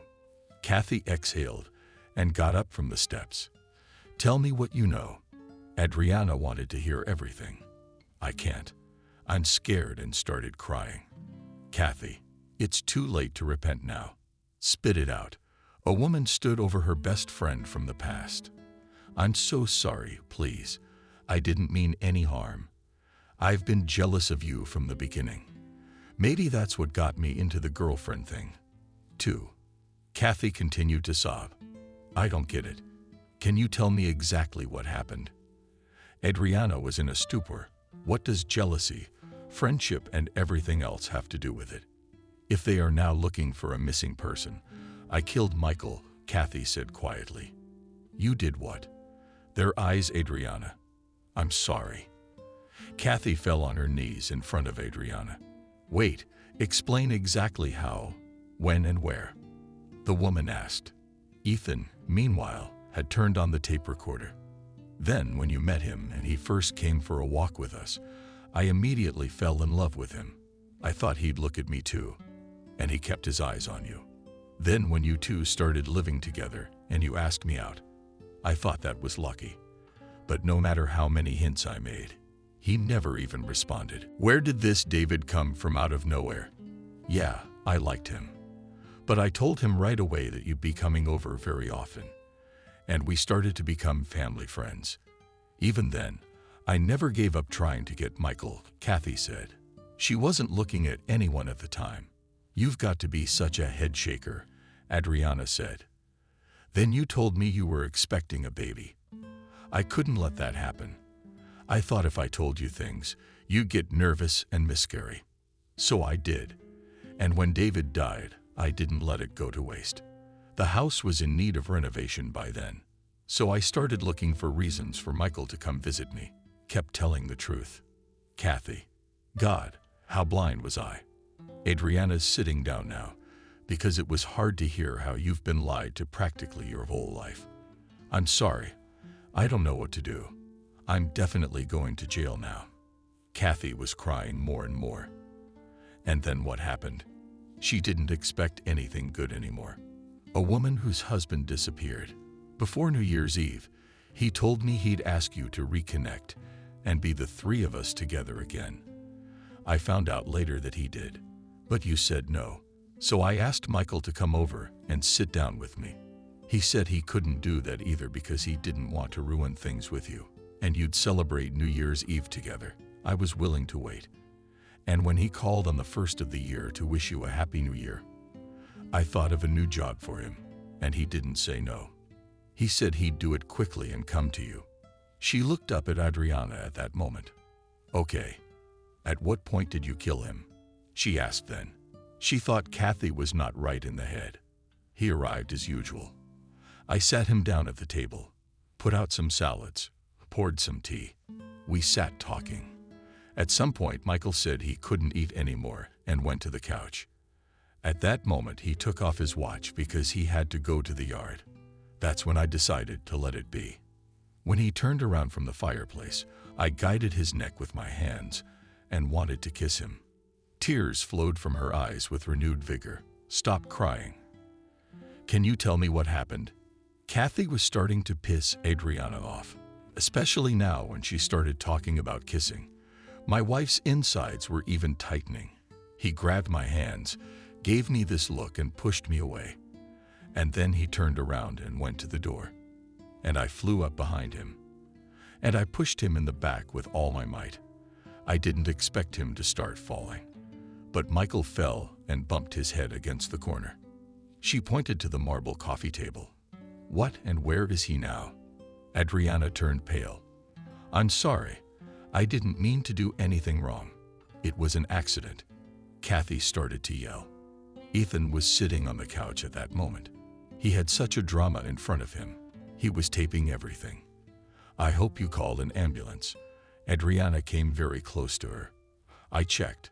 There was no pulse. Got really scared and dragged him out the second exit to the backyard. She looked up at her friend and fell silent. Is he still in there? Adriana pointed her finger in the direction where the exit was. Yes, Olechka, I'm sorry. I didn't know what I was doing. She followed her as she threw off her jacket and headed for the exit. Get away from me. Abruptly, she turned around. She saw Ethan following them. The woman jerked the doors open. The cold immediately hit her in the face. She stepped out here already into the snowdrift. She took a second step, but saw no one. Kathy, where is he? She shouted to the mistress of the house. It's farther behind the well. She pointed in the direction with her hand. God, I don't believe it. I don't believe it. Adriana walked through the snow and sobbed. She got to the place Kathy said she was going to. And she saw Michael's shoe. The woman crouched down and started digging it out of the snow. Because it was so cold outside, it hadn't changed much. Adriana, take this. Ethan handed her something. Everybody get away from me. She wouldn't calm down. Then Ethan went back inside. He decided to call the ambulance police so they could take it from there. After he hung up, he managed to get Adriana into the house. Kathy was drinking something at this point. Apparently, the sedative had been waiting for about an hour. After that time, everyone was already here. While the police paramedics were examining the body, Adriana sat and kept her eyes on Kathy. It seemed like she was about to get up and just tear up her now definitely ex-girlfriend to shreds. Ethan was in control of this. He knew the woman was in shock now, and in that state, she could do anything. We're taking the bodies, and we're taking you all too. Standing in the doorway was a man in uniform. It was obvious that he was freezing. They all walked out of the house. Kathy was put in the police car, and Ethan asked that he and Adriana ride in his car. They spent 0 o'clock this afternoon at the station. Kathy was telling again how everything had happened, and Adriana was only confirming her words. Ethan handed over the tape he had made at Kathy's house. Okay, you're going home. We'll leave you here. He looked at Kathy. I'm sorry again. She never, the woman whispered. Ethan brought her home. He looked in the medicine cabinet for something to calm her down and dipped it into a glass of water. Adriana drank. She kicked back on the couch. There were different feelings inside. Right now, she was thinking how mean her friend had been. After all, she was at her house and making such a surprised look. When Adriana had told her about Michael disappearing and him lying in her backyard the whole time. I guess I'll just stay here and sit in the chair. Ethan, thank you, Adriana told him. She sat there, staring at one point and thinking. Unbeknownst to her, the shock or the sedative had taken its toll on her, and she fell asleep. Ethan had been watching her the whole time. But then his body couldn't take it either, and he fell asleep in the chair. Michael jumped up from Adriana's couch, startling herself and startling Ethan in the process. It's all right. Immediately, a man came up to her. It's not true. She cried, remembering last night. Unfortunately, but it wasn't. The man put his arm around her waist and sat her back behind the couch. Oh my God. The man I know took all my favorite people away from me a long time ago. Adriana started crying again. Ethan went to the kitchen. He put the kettle on and dug out her sedative again. He realized that even now he could not leave Adriana alone. He went to the kitchen, made coffee, and came back with 2 steps. Here, you need a drink. He set it in front of her. I don't want one. She shook her head. Good. He didn't argue with her. The time until lunch stretched very slowly, and when the phone rang in the silence, it was like a bell striking above his ear. Hello. Adriana answered the phone. Hello. Can you come over? A man's voice asked her. Yes, of course. She shifted her gaze to Ethan. He nodded his head. At the same moment, she got up from the couch and went to the front doors. The man followed her. Thank you for being there for me. I don't know how I would have done it alone. She turned to him. It's okay. Everyone needs the help of someone else, he said when they were already in the driveway. They got into the car, which Ethan walked around for a few more minutes, and only then did they drive. There was complete silence in the cabin. Everyone was thinking about their own things. When they pulled up to the station, Adriana couldn't get out of the car. Her legs felt like absorbent cotton. Ethan gave her his hand, and together they went inside. The investigators were saying something. Adriana sat and listened, but the conversation was through absorbent cotton. But one thing Adriana heard clearly. It turned out, after the examination of Michael's body at the morgue, that when Kathy carried him outside, he was still alive. Alive. The wife jumped up from her chair. Yeah, he had a severe blow to the head, but his heart was beating. Your friend. When the man said the word, he looked at Adriana as if apologizing. Couldn't have gotten a pulse. She's not a doctor. Oh my God. It gets scarier every day. Adriana became hysterical. It was clear that she wouldn't listen to anything else. And then they started interrogating her every day. Both Adriana and Ethan were called in. Until it was over. It was almost at that moment they were allowed to take the body away. They had to bury it. Don't worry, I'll make arrangements, Ethan muttered to Adriana. He himself doesn't know what it was that got him so hooked on her that he just wanted to help her. He did make arrangements with the funeral home. They did everything to the best of their ability. Adriana looked at her husband lying in the coffin and could not believe that all this was really happening. Forgive me, my love, for not believing you. She kissed him. And then there was the trial. Kathy sat in the cage. She only had eyes for Adriana, and Adriana for her. People were saying things, but the widow didn't know what was going on. She was asked something for the 100th time. She answered on automatic. When the judge left to pass sentence, Adriana turned to Ethan. Oh, get me out of here, she asked him. Okay, let's go. He gave her his hand. They arrived at her house again. Ethan was sitting in the same chair again. He was looking at Adriana. She moved like a robot, knew where to pick up things and where to put them. You need to eat properly, he told her. Do you realize what happened? She sat down on the couch and stared at the man. With difficulty, but the picture was becoming clearer. He fell silent. I don't know how many years she was sent to prison for, but I wish her all the pain she went through. I told Adriana, with anger in my voice, you don't have to. So she's human too, Ethan said. And I'm not. She ruined my whole life. Adriana cried. That's it. You don't have to cry anymore. It won't help anything. He patted her hand. When was the last time you were home? She asked the man. The day you and I were going to go carry. He didn't finish because he thought he would make Adriana uncomfortable. Wow. At least you ate. She looked toward the kitchen. Well, yeah, something before Kosovo, he smiled. And slept. Adriana began to question him. It's okay. The main thing is that everything is the same with you. He smiled at her. You're a real person, you know. She smiled for the first time in a while. I cared before your case. Ethan did spend a lot of time in this apartment, but he didn't feel anything but rash and some kind of hunger. Even though Adriana asks about it, he made her porridge, sandwiches, and everything else for herself every morning. Oh, why didn't I pay you?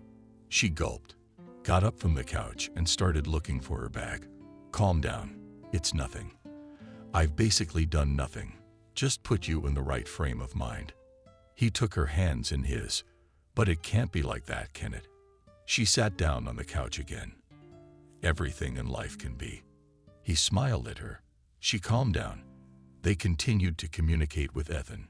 Summer came. Adriana came to the cemetery every day. She sat on a bench, talking to Michael. She loved being here.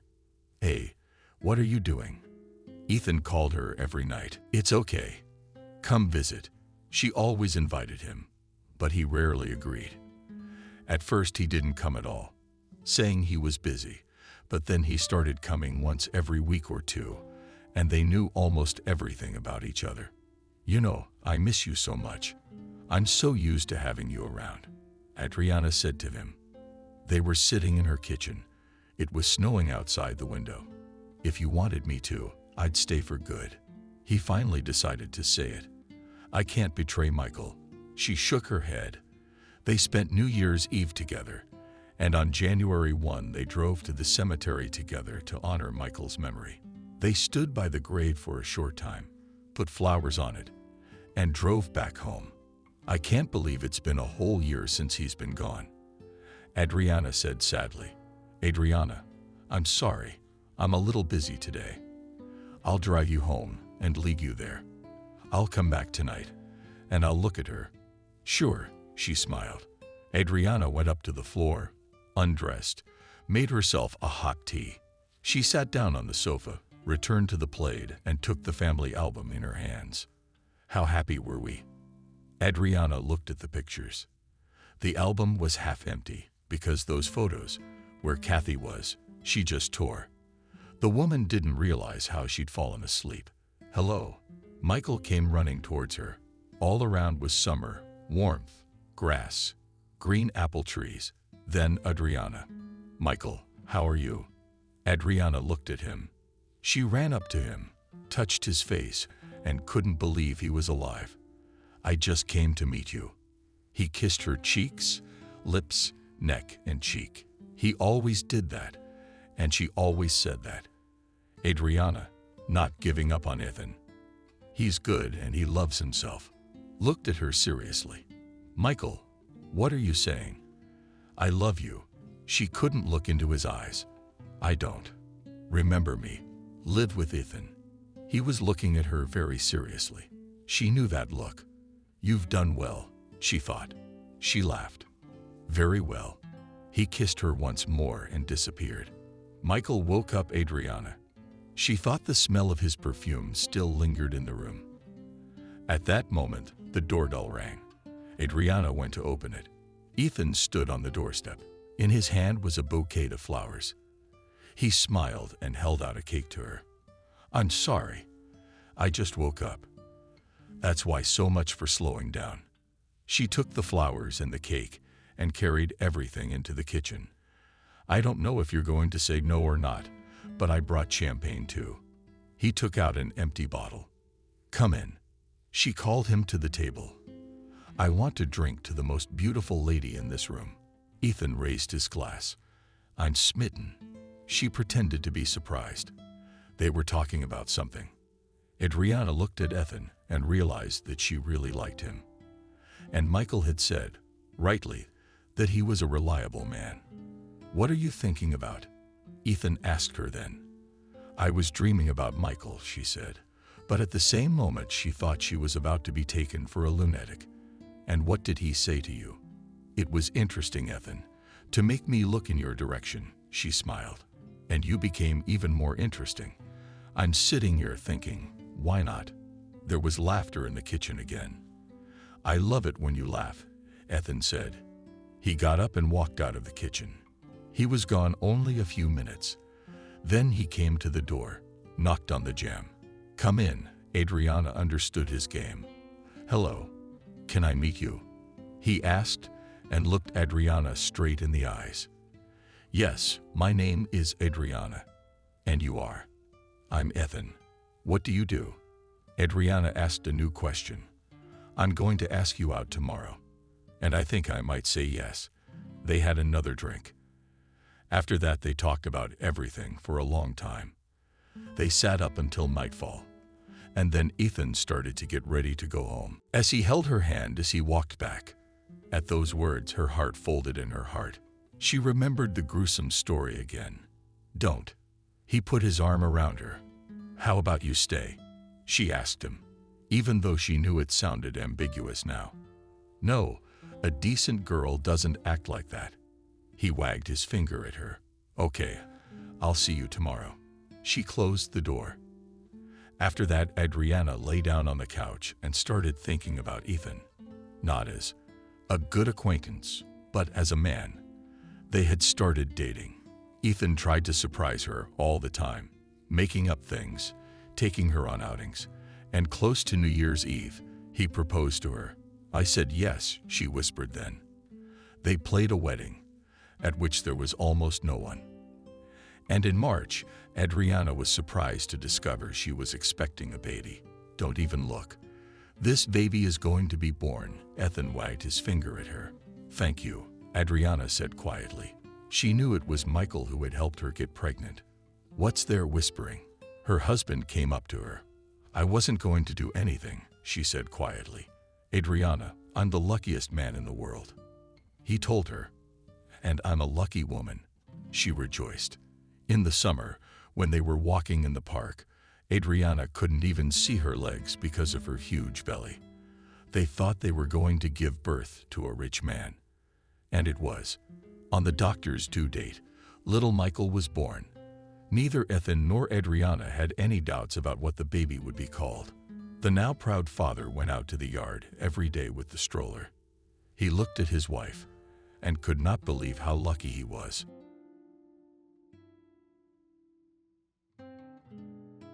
Subscribe and click the bell. Why are you getting so hot and bothered so early? Your Ethan won't get away from you.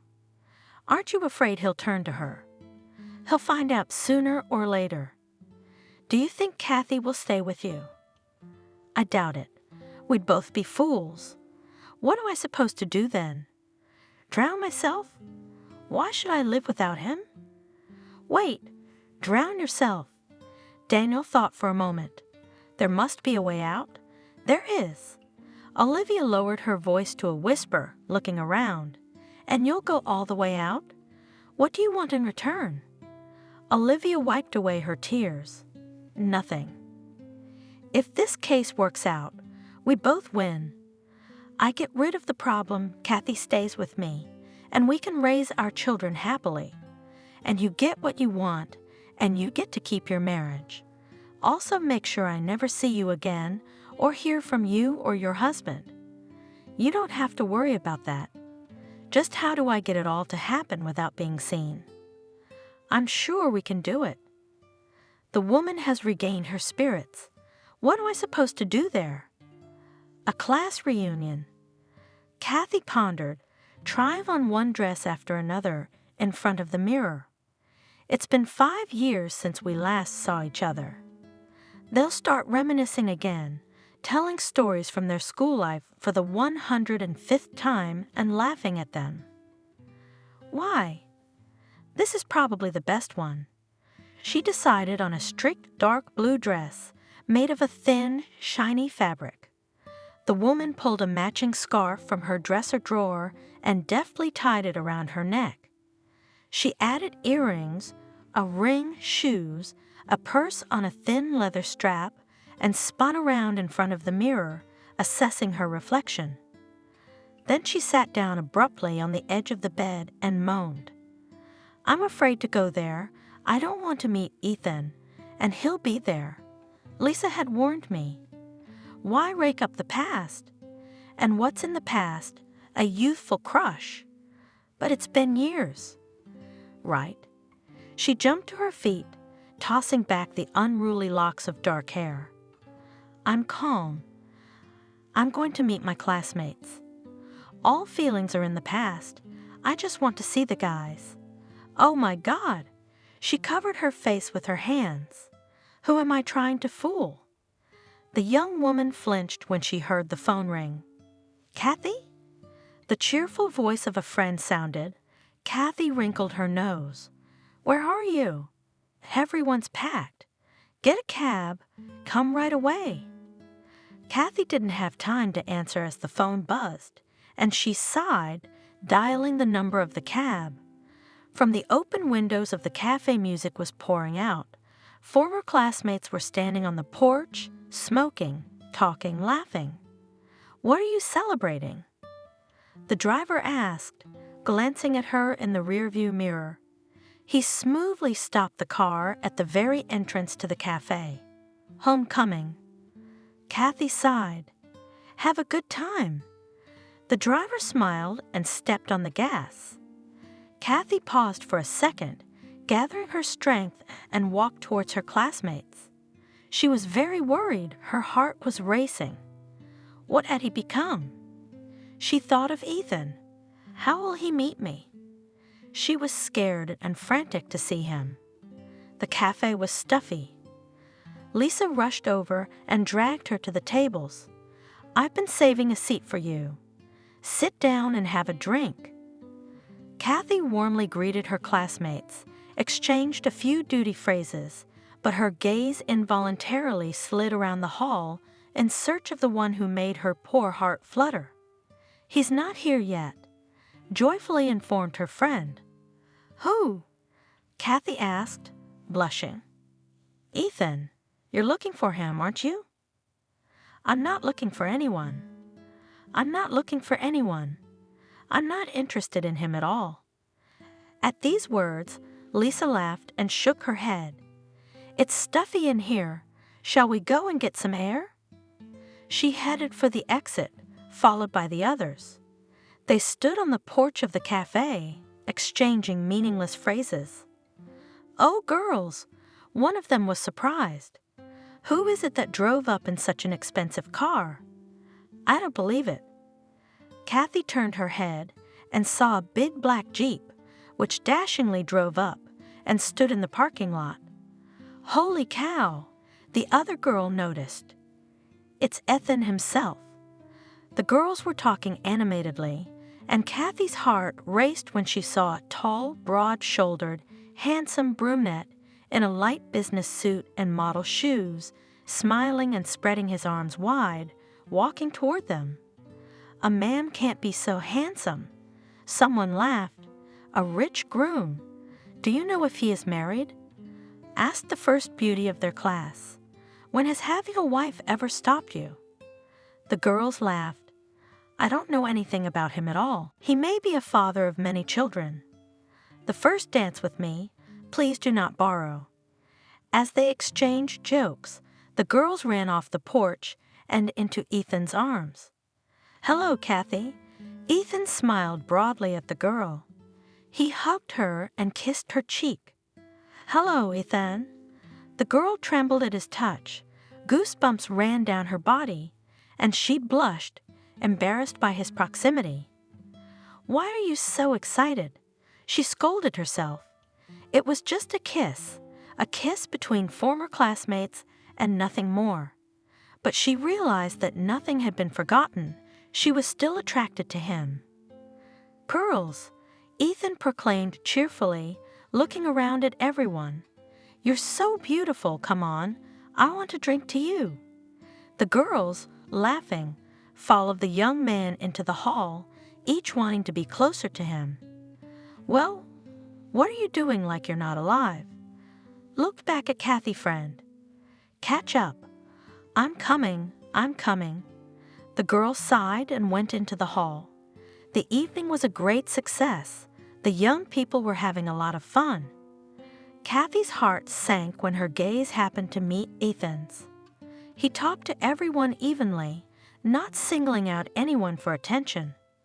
What are you, like a taut string? Her friend interrupted her. Distracted, relax, drink champagne, smile. Everything is great. Let's go dancing. Stop sitting around the table.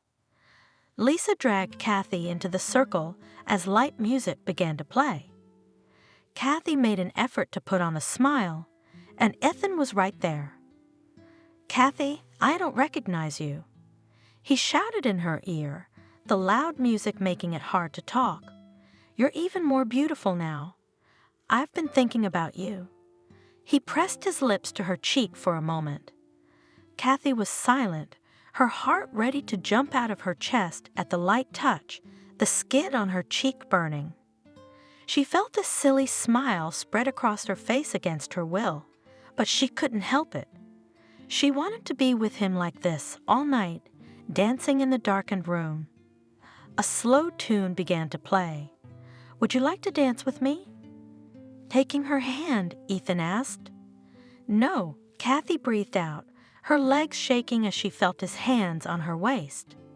She felt his hands on her waist and winced when he leaned over and kissed her cheek or temple, or pressed her against him, or leaned away from her and stared at her in admiration. The girl didn't notice how jealously her classmates were watching them. "Ethan still has a crush on you." Playfully, Lisa remarked as Kathy returned to her table.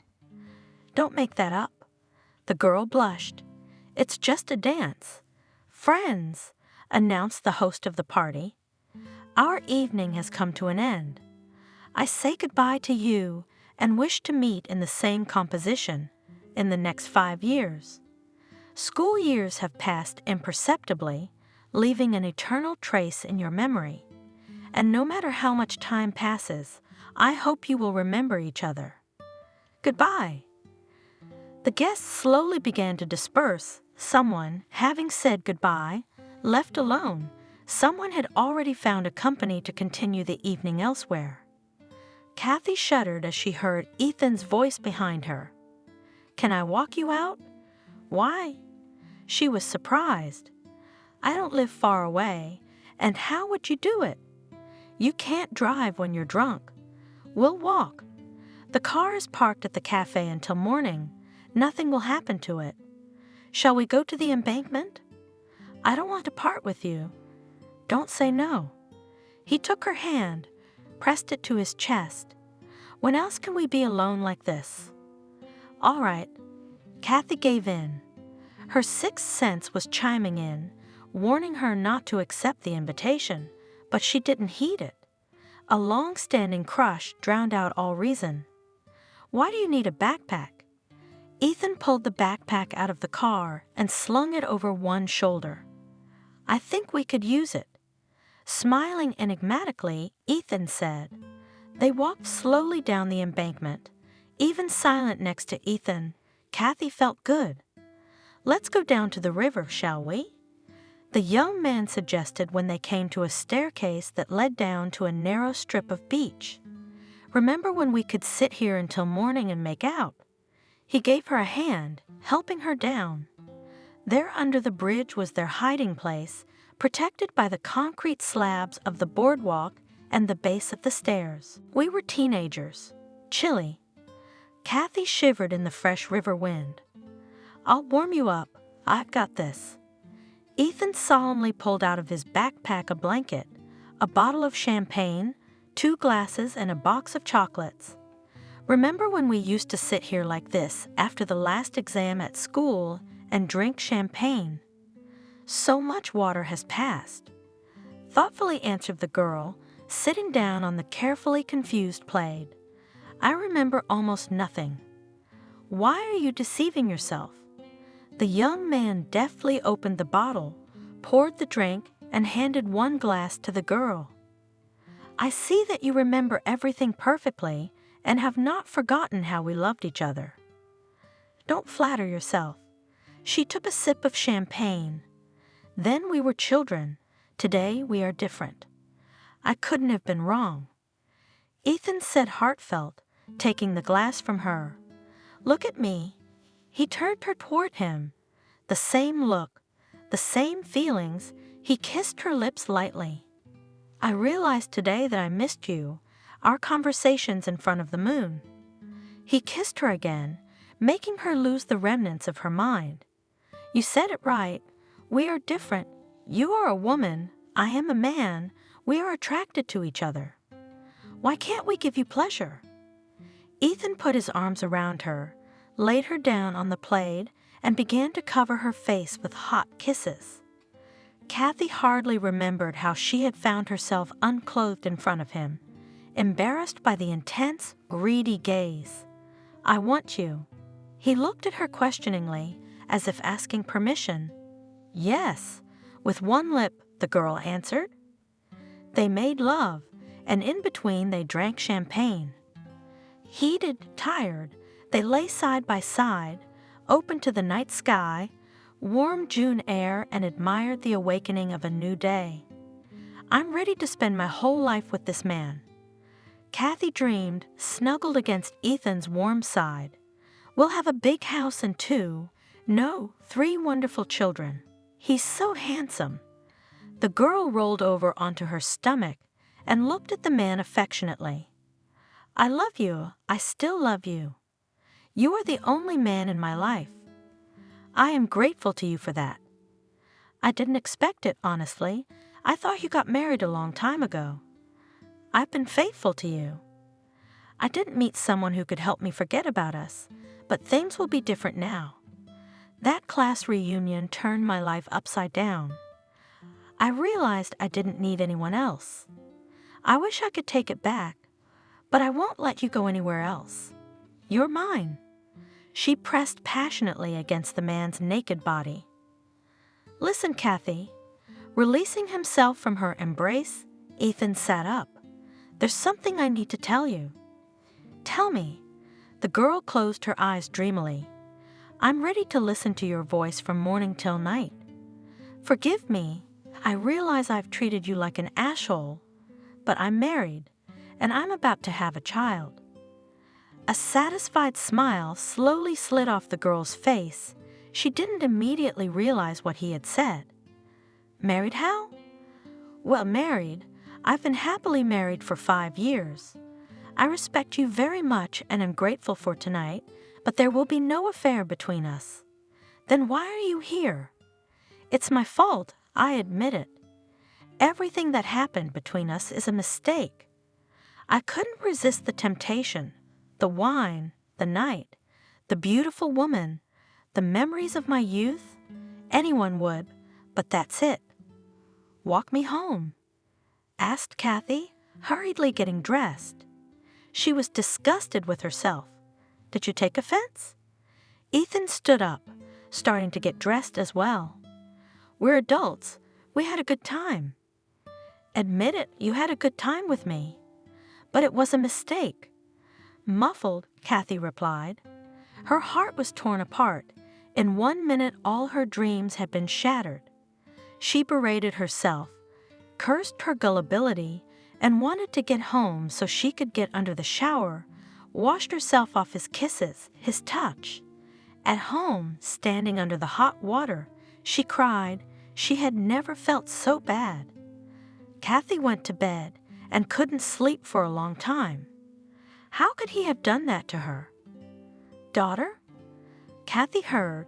Come to dinner. I've cooked some fish, just the way you like it. You should eat well. You've been so pale lately. Kathy went into the kitchen, inhaled the smell of fried fish with pleasure, and suddenly clamped her hands over her mouth, only just managed to run to the toilet before she threw up. Then she stood in the bathroom for a long time, leaning over the sink, trying to cope with the spasms that came to her throat. Her hands, her legs were shaking, and her already pale face was waxy. Kathy, are you pregnant? Looking suspiciously at her daughter, Wendy asked. Yes, Mom. Hiding her eyes, the young woman admitted. That's good. Rejoiced the mother. Have you told Daniel yet? What's Daniel got to do with it? Kathy asked tiredly. It's not his baby. How could it be? Wendy stared at her in bewilderment. Who is it from? Really? It suddenly hit her. Did Ethan knock you up? You shameless girl. Did it all work out at your high school reunion? You cheated on a guy like that. Are you going to chase after Ethan like a dog again? Didn't he get on your nerves enough in high school? Even so, I love him and I don't want your Daniel. And he's ready to marry you. No, he's married. His wife's expecting a baby. I won't break up a family. I don't have the right to do that. And you keep quiet. Does he have the right to break up your life? Who'd want you with a baby? Have you thought about it? What will people say? You're stupid. You're in your third decade, and you're still smart. Calm down, Mom. Kathy wrinkled her nose. I'll pick up the baby myself. Kathy. Wendy sat down beside her daughter and took her hand in her own. And you marry Daniel. Say it's his baby. It's not due yet. No one will know but us. Don't make it up. The woman snatched her hand out of her mother's grasp. I'm not going to start my family life with deceit. Daniel is not a fool. He will suspect a lie, because we have not been intimate. No. Mother spoke with determination. I won't leave it like this. He must answer for everything. Mom, don't you try to calm down. Your mom, unfortunately, cannot help. The blood clot has broken off, and this is instant death. We got there, but it was too late. Is that how it happens? In despair, looking at the nurse, asked Kathy, swallowing tears.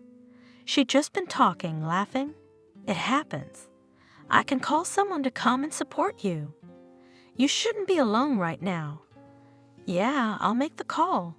With unresponsive fingers, she dialed Daniel's number. He arrived almost immediately. What happened? The man stepped aside to let the strangers who were carrying Wendy's body out of the driveway. Yes, the woman was dead. One of them answered, Daniel. Kathy rushed towards him. Mommy's gone. She snuggled into his shoulder and sobbed. Will you stay with her? Asked the doctor. Yes, Daniel answered, hugging the inconsolable Kathy. We gave her a sedative. She should sleep and come back tomorrow to do the paperwork. Later, Kathy could hardly recall the events of the following days. Daniel had taken care of all the troubles. He supported the young woman, was always by her side, organized the funeral and the wake. Kathy did not understand what was happening. She felt in a kind of prostration. On the day of the funeral, when everything was over, the young people were left alone in an empty apartment. Daniel, thank you. The woman looked at him gratefully. If it hadn't been for you, I don't know how I would have coped. It all came at once. Do you want me to stay with you? Yeah, I can't be here alone. I know I have to get used to it, but I can't yet. It's so empty without my mom. Tears came to her eyes, and she looked at the picture of Windus with the black stripe on the frame, but Daniel pulled her to him, hugged her. Don't cry. I'm with you. I'm here for you. They stayed like that all night, hugging each other, falling asleep and unnoticed. Let's go for a walk? Daniel suggested at breakfast. You need a little distraction. I don't want to. Picking at her plate with her fork, Kathy replied, I don't want to see anyone right now. The man looked at her affectionately. That's what happens when people leave. We're all guests on this earth. We all have to go sometime. Wendy's gone, but we're still alive. Who's going to feel better if you sit alone all day? Do you want to get sick? Mom wouldn't praise you for that. Come on, pull yourself together. You don't understand. Kathy said in despair. We'd had a fight with her. I yelled at her and then she got sick. It's my fault she's dead. Our quarrel triggered the seizure. Don't talk nonsense. Daniel frowned. You read the report? The clot broke off. It could have broken off earlier. It could have broken off later, but it would have happened anyway. There's no way to control it. What's the point of blaming yourself for something that's not your fault? You're so good." Kathy looked at him gratefully. Daniel had surrounded Kathy with such care and attention that she felt involuntarily attracted to him. "Kathy," one evening the man confessed, "do you know how much I love you? My love is enough for the two of us. You're alone and I'm alone, marry me." "Daniel, I'm very good to you." The woman raised her eyes to him. "And of course I'm ready to marry you, but before I do, I want to confess something." She was silent for a moment, gathering the strength to make her confession. The man looked at her with a smile. "Daniel, I'm pregnant." "What?" He tensed. Kathy could see his cheekbones set. "Who's the lucky guy?" "That's Ethan, my classmate. I could hide the pregnancy from you, but that wouldn't be fair. You've done so much for me these past few days, I just can't keep quiet. If you leave, I'll understand. I love you too much." After a long silence, Daniel spoke. "That's why I'll take your child as my own. I'll never reproach you with a word or a look, I swear. I just want to be with you always, but I have a favor to ask. Don't ever tell anyone it's not my baby. Promise?" "I promise." "Daniel, I don't know how I deserve this kind of love. Thank you for being there for me. I couldn't have done it without your support. So much has happened, so many changes in my life. I've lost my way. I really need you." Kathy said, and she believed her words to be true. "So you'll marry me?" "I think we're in too much of a hurry. Mama's just been buried. What kind of wedding can we have? We'll get married in a year," Daniel said sensibly. "In the meantime, we can have a quiet marriage. You don't want the baby to be born fatherless, do you?" The last argument finally dispelled Kathy's doubts, and she agreed. A couple months later, they were husband and wife. The woman's pregnancy had been difficult, and she hadn't left the hospital in months. During the night, Kathy woke up to a sudden twisting in her stomach. The sharp pain made her cry out. "What happened?" Daniel asked sleepily, waking up immediately. He turned on the light and saw his wife's pale face contorted with pain. "Has it started?" "Yes." Barely catching her breath, Kathy replied. "Hang on, I'll call an ambulance. And you breathe, breathe." He quickly dialed a phone number and called the medical team. "Can I help you get dressed?" "I don't feel well," the woman complained. "Don't be afraid, my dear. Everything is under control. We'll take you to the hospital, and the doctors will help you there." Daniel quickly dressed himself, collected his wife, and put out the bag he had already prepared for the hospital. When he heard the doorbell ring, he rushed to open it. "Where is the woman in labor?" Entering, the doctor asked businesslike, "Something you pale. Can you walk?" "I'll try." Daniel helped his wife up. "Ouch!" Kathy cried out, writhing in pain and clutching her stomach. "Stretcher!" shouted the doctor. A stretcher appeared, and the woman was laid down and carried into the car. "Doctor?" asked a worried Daniel. "Is she going to be all right?" "Don't worry, Daddy. She'll be fine." The car drove off, and Daniel went to the hospital after it. "Where's my wife?" he asked the girl nurse in the emergency room. They took her to the delivery room. "You're going home. There's nothing you can do for her now." "No, I'm staying." The man sat down in a vacant chair. He couldn't find a place to sit. He stood up, paced the hallway, trying to pull himself together. "Are you Kathy's husband?" The doctor came out of the door. "Yes," rushed over to him, a worried man. "Your wife's unconscious right now, and the labor's severe. You must authorize a C-section. Unfortunately, she can't. I don't want to live without my boy. Where is he? I want to see him." She sat up abruptly in bed and looked at her husband with distraught eyes. Let me hold him in my arms. Calm down. Daniel looked at her anxiously. You're not yourself right now. I buried our child. You don't understand. The woman clutched at his arm. I want to see him. Let's go to the cemetery and open the grave. I'll only look at him with one eye. I want to memorize his face at least. Please, please. Tears were streaming from her eyes. Her lips trembled. She was shivering.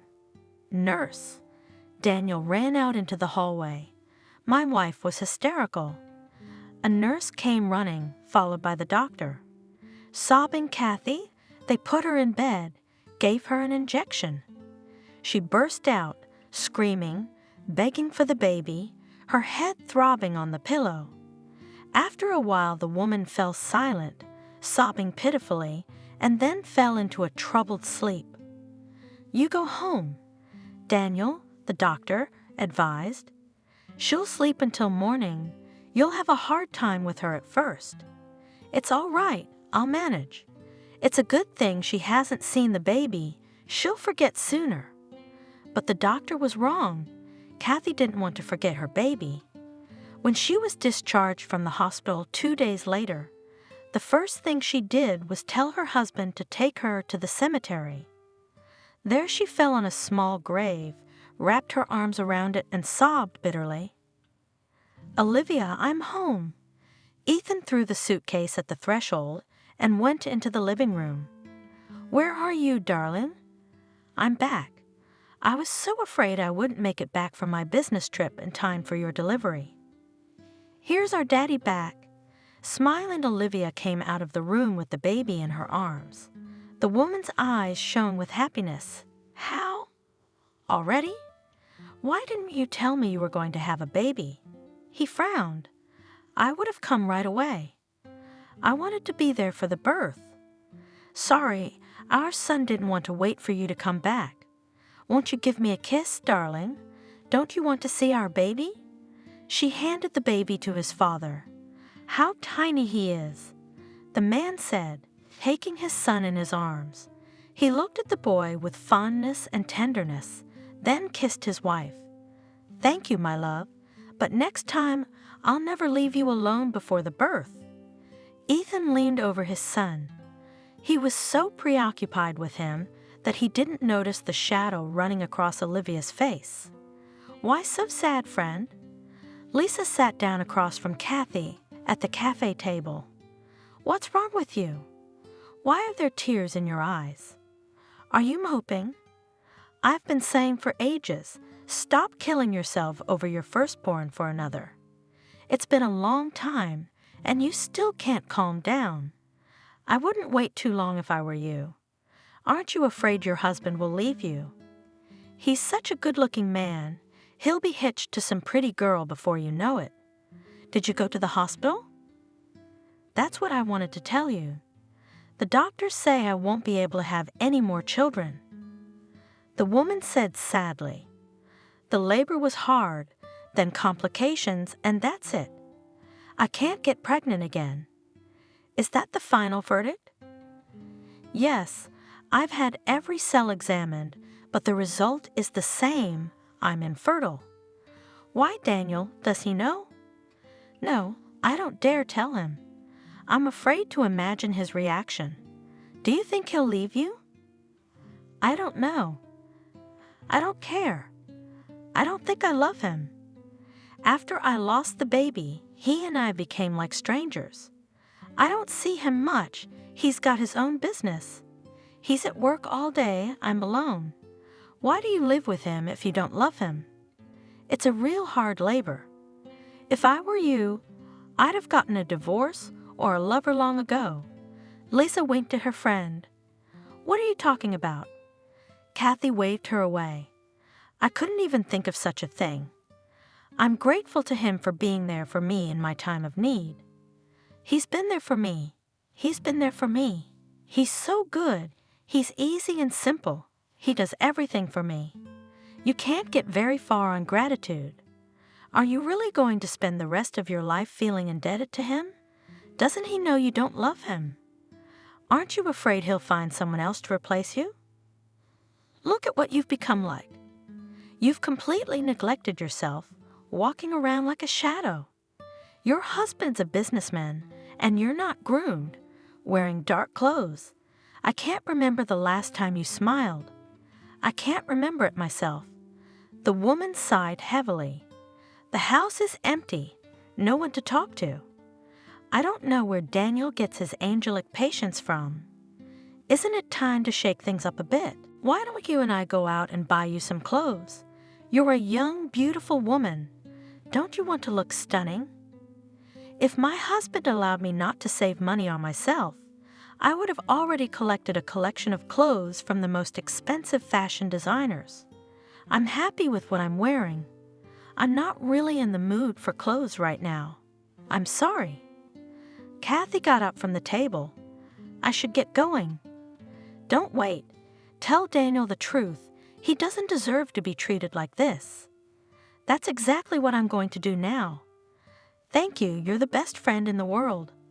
The woman smiled sadly. With a heavy heart, Kathy waited for her husband's return from work. She realized that it was impossible to postpone the conversation and dreaded it. Darling, I'm back. Daniel entered the living room with a small but very expensive bouquet of flowers. I thought I'd treat you a little. He answered his wife's puzzled look, holding out the flowers. Just like that, no reason. Come on, feed me. Daniel. The woman put the bouquet in a vase and began to set the table. I need to have a serious talk with you. Can we save the serious talk for after dinner? I'm really tired. Your talk, can it wait half an hour? Kathy watched her husband eat in silence. He said something, even laughed, but the woman, immersed in her own thoughts, did not listen to him. Kathy, was there something you wanted to talk about? Yes. Kathy woke up from her thoughts. I went to the doctor again today, and I got the final report. I'll never be able to have any more children. Is that definite yet? Daniel frowned. Yes, they didn't give me even 1% out of 100 that a miracle would happen, and I could get pregnant. I'm sorry. I'm a bad wife. Daniel got up, walked over to her, gave her a hug. You're the best, so we'll live together. There are many families like us and nothing. They live, even happy in their own way. But you dreamed of an heir. I dreamed of you. The main thing is to have you by my side. That's all I need. What are you doing up at the crack of dawn? Daniel asked, getting ready for work. I'm going to visit my mother and son. Kathy replied as she dressed. I haven't been there in 6 months, and the graves are overgrown with grass, so I need to clean them up. Why do you go there? How many times can you nurse a wound? Live in the present. Take care of the house. You wouldn't understand. Kathy replied, You haven't had him under your belly for 9 months. Do you think I'm callous? You think I've forgotten him? You're wrong. Maybe I suffer more than you, but I don't show it. What was it like for me, burying our little son? You're lucky you didn't even see him. You can't imagine how I felt at that moment. I'm sorry. Kathy burst into tears. Daniel put his arms around her and held her tightly against him, comforting her. I can't help it. I'm drawn to it like a magnet. Aren't you afraid you'll go crazy soon? What kind of person in their right mind behaves like that? I understand celebrating an anniversary, but not every month. You go there like you go to work. Why don't you do something useful or go out with your girlfriends? Why don't we make a reservation at a restaurant? We haven't been out in a while, or we could go to the countryside, you know? Sorry, I'm not in the mood. Should I lock you up? I can't stand to see you torturing yourself. Don't bother me, please. It's where I calm down. Kathy knew in her heart that her husband was right, but she was drawn to the last refuge of mother and son. She put on her household gloves, squatted by her mother's grave, and wiped the monument with a cloth. It's been a long time since I've been to your place." The woman mumbled as she began to clean up the grass. She concentrated on pulling weeds and tried not to think about anything. "Well, it's good to be clean again. Now I'll go to my son, and you stay here." "Hello, my darling." Kathy bent down to her son's grave. She threw the wilted flowers out of the vase and put fresh ones in. "You would have been 5 years old today." She stroked the black granite monument, shivering from the cold. "Mom remembers you. I'm sorry I didn't keep you safe. Sleep well." The woman stood silently by the small mound. From the outside she looked strange, all in black, thin, with a pale face, haggard with mental anguish. She looked much older than her years. The habit of speaking to the graves of mother and son in the cemetery, which had appeared in recent years, horrified Daniel. Time passed, and Kathy's mental health did not recover. Her life, like a metronome, monotonously, joylessly counted down the days. Her heart suffered from night dreams, which appeared to her if she did not come to her son for a long time. No, she could not even imagine the child's face, but from behind the vision was so clear that the woman woke up in tears, and in the morning went to the cemetery. Kathy, the woman heard one day, on her way out of the cemetery grounds. "Hello, have you come to see your people?" "Clara, hello." She greeted the older woman, Ethan's mother, warmly. "What brings you here?" "I buried my husband a year ago. I came to visit." "I'm sorry. I didn't know Ethan's father had died. I'm sorry for your loss." "Thank you. If it wasn't for my grandson, I don't know how I'd have gotten through all this." "Olivia had a boy?" "Yeah, he's your age. You had a baby with her at the same time." "Yes." "I didn't know. Look what a nice little boy we have growing up." The woman took out of her purse a photo of a smiling 5-year-old boy and handed it to Kathy. "He's beautiful. And he's so smart. Ethan wasn't like that at his age." Kathy almost fainted when she saw the picture. Her heart raced. There was something painfully familiar in the boy's features. Tears came to her eyes. "No," she thought, "my baby would probably look like him, for he is Ethan's son too." "Oh, Kathy!" Clara came to her senses. "I'm sorry, you stupid fool. I was so happy I forgot you'd lost your baby. Don't kill me like that. You and your husband are still young. You'll have a baby. Baby, it's such a happiness." Kathy smiled sadly at the woman and hurried away. She knew that she would never have this happiness. "Olivia, where have you been again?" Ethan grudgingly watched as his wife, smiling stupidly and looking at him with eyes dazed from alcohol, took off her shoes in the hallway. "At the club, where else? Did you miss me, darling? Isn't it a little late for you to go clubbing? You're not a girl." "Aren't you ashamed to insinuate my age? By the way, I'm still young. What's your problem anyway? I came home a little drunk, so what? I'm not a nursing mom. It's the middle of the night and you're out somewhere. The baby wouldn't go to bed without you. What's wrong? You can't put your own son to bed. Are you used to your wife always being home? And I wanted a party, I have the right. Couldn't you do without me for one night?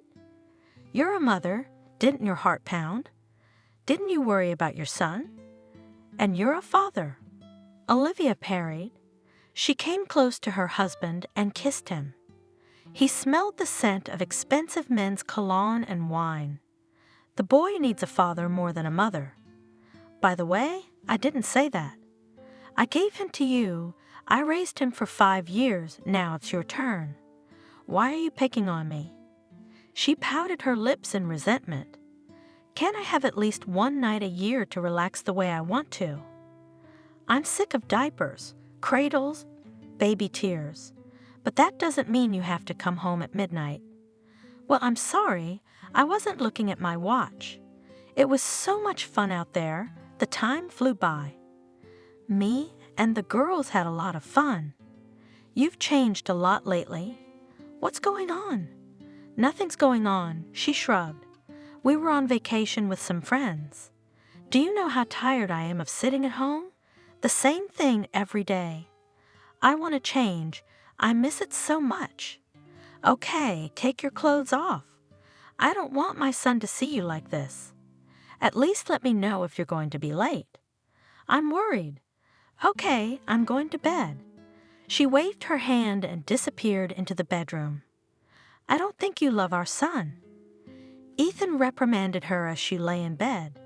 You were doing something with the little one, but now you don't pay any attention to him, and he's bored. Don't make it up. In a sleepy voice, Olivia assured him. Just because I don't coddle him doesn't mean I don't love him. He needs a stern man's upbringing. I can see he's bothering you. What has he ever done to you? You never kiss him. You never caress him. You just yell at him, and he's so attracted to you. What's wrong with you? You were a great mom, weren't you? Leave me alone. The woman waved me away irritably. I'm tired. I want to sleep. How many times can you teach me? I know how to behave with my son. I don't need your advice. A week later, Ethan received a message that made him furious. Who's that? He shoved the phone under his wife's nose. Who's the guy in the picture next to you? Just a guy I know. She replied nonchalantly. Why are you freaking out? Why are you freaking out? I find out that my wife is cheating on me, and you pretend that nothing happened. What do you think? A light flirtation. No binding relationship. I thought I'd diversify our relationship a little bit. Are you crazy? What's wrong with you? I go out of my way to provide for you and Hunter, and you're in bed with another man. Aren't you ashamed in front of your son? What's wrong with me? You're one to talk. Olivia snorted contemptuously. Have you forgotten how you slept with your Kathy? I was pregnant then. Forget? I'll remind you. What, you don't like it? Feel how much it hurt. Did you think I wouldn't find out? You. Ethan turned pale. From where? Some kind people found her. Her mother called me and told me that you got Kathy pregnant too. And now you're claiming me. Fuck you. She's locked herself in the bedroom. Olivia, it was one time. On homecoming day. I was drunk. I don't remember how it happened. I've forgotten all about it. But I remember everything, shouted the woman. I'll never forget. You cheated on me. You didn't even have the courage to admit it. Confessed to nothing. Ethan said in despair. That night meant nothing to me. You mean you had no feelings for her? Are you an animal? Just looking for someone to sleep with? God, you can't understand. I had nothing with her. Just that night. I only had one night with this guy. What? Did I hurt your feelings? Oh yeah, you know, hurt a man's ego. Why are you taking revenge on me now, after all these years? Isn't it a little late? It's fine. You can humiliate me, curse me, but what about my son? Why are you punishing him with indifference? Or are you taking revenge for being mine? Don't twist things around. He has nothing to do with it. Lying in bed, Olivia thought back to the day she found out about her husband's infidelity. Why are you telling me all this? Ethan couldn't cheat on me. He loves me. But the conversation was interrupted by a short beep. I don't believe it. I don't believe it. He's not like that. We're about to have a baby. A sharp pain in her lower abdomen made the woman bend. A trickle of blood trickled down her legs. Daddy. With trembling hands, she dialed her father's number. Daddy. She cried into the receiver Benjamin. Come to me urgently, my baby, my baby. I'm afraid, Daddy. I feel so bad. Don't cry, daughter. I'll be right there. Just don't hang up. I'll call the hospital. They'll come to you right away." Father ran down the corridor, followed by the doctors, and on the gurney lay pale Olivia with an IV in her hand. "Dad, are they gonna save my baby?" "Will they?" "It's gonna be okay. Don't worry, sweetheart. This clinic has the best doctors in the world. I can't lose him, do you understand? I need him, this baby. You won't lose him," Benjamin assured me. No miracle happened, and the doctor's verdict was still in my ears. "Olivia, girl, there was nothing we could do. We had to terminate the pregnancy. You were in danger. You had lost a lot of blood. The baby, with such blood loss, was doomed. Olivia, my daughter." Benjamin looked anxiously at his daughter. "Don't kill yourself. They were saving you." And what to do? I dreamed so much about this child, and now I have to wait again to get pregnant. What am I gonna tell Ethan? Ethan's a smart man. He'll figure it out. I'm sorry, but I have to tell you that you can never be a mother. I'm telling you this now so you don't have any illusions. Daddy, how's that? Why? A lot of women have abortions, they miscarry, and then they're pregnant again. Am I any worse? But not in your case, you were too far along. Don't worry, the doctor says you can always take a little one from an orphanage or go to a surrogate. There are so many options today. Are you out of your mind? I want my baby, okay? Mine. What am I gonna tell my husband? What's a family without children? She grabbed the doctor's arm. I'm begging you. Ethan mustn't know I've lost a child.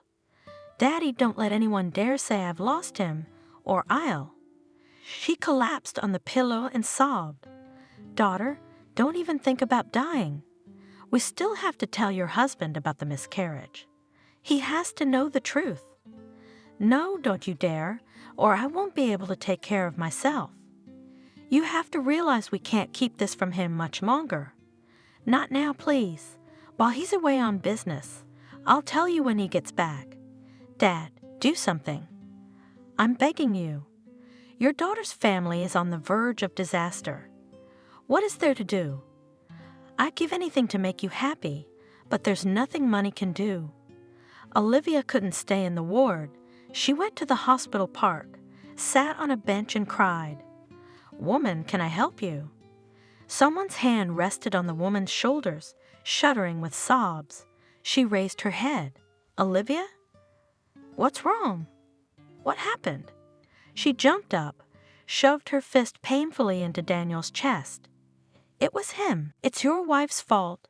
You snake. I lost my baby because of her. I hate her. I don't see what Kathy has to do with this.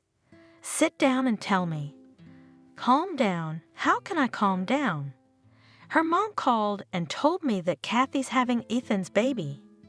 And you didn't know. I knew. Kathy told me right away. And you forgave her? Married her knowing she was pregnant with another man's child. Of course I love her. I had to accept her as she was. And I was stupid to be happy that he loved me. I didn't even look at the others. I was faithful, but she cried again. We had a good night out. I don't get it, Kathy.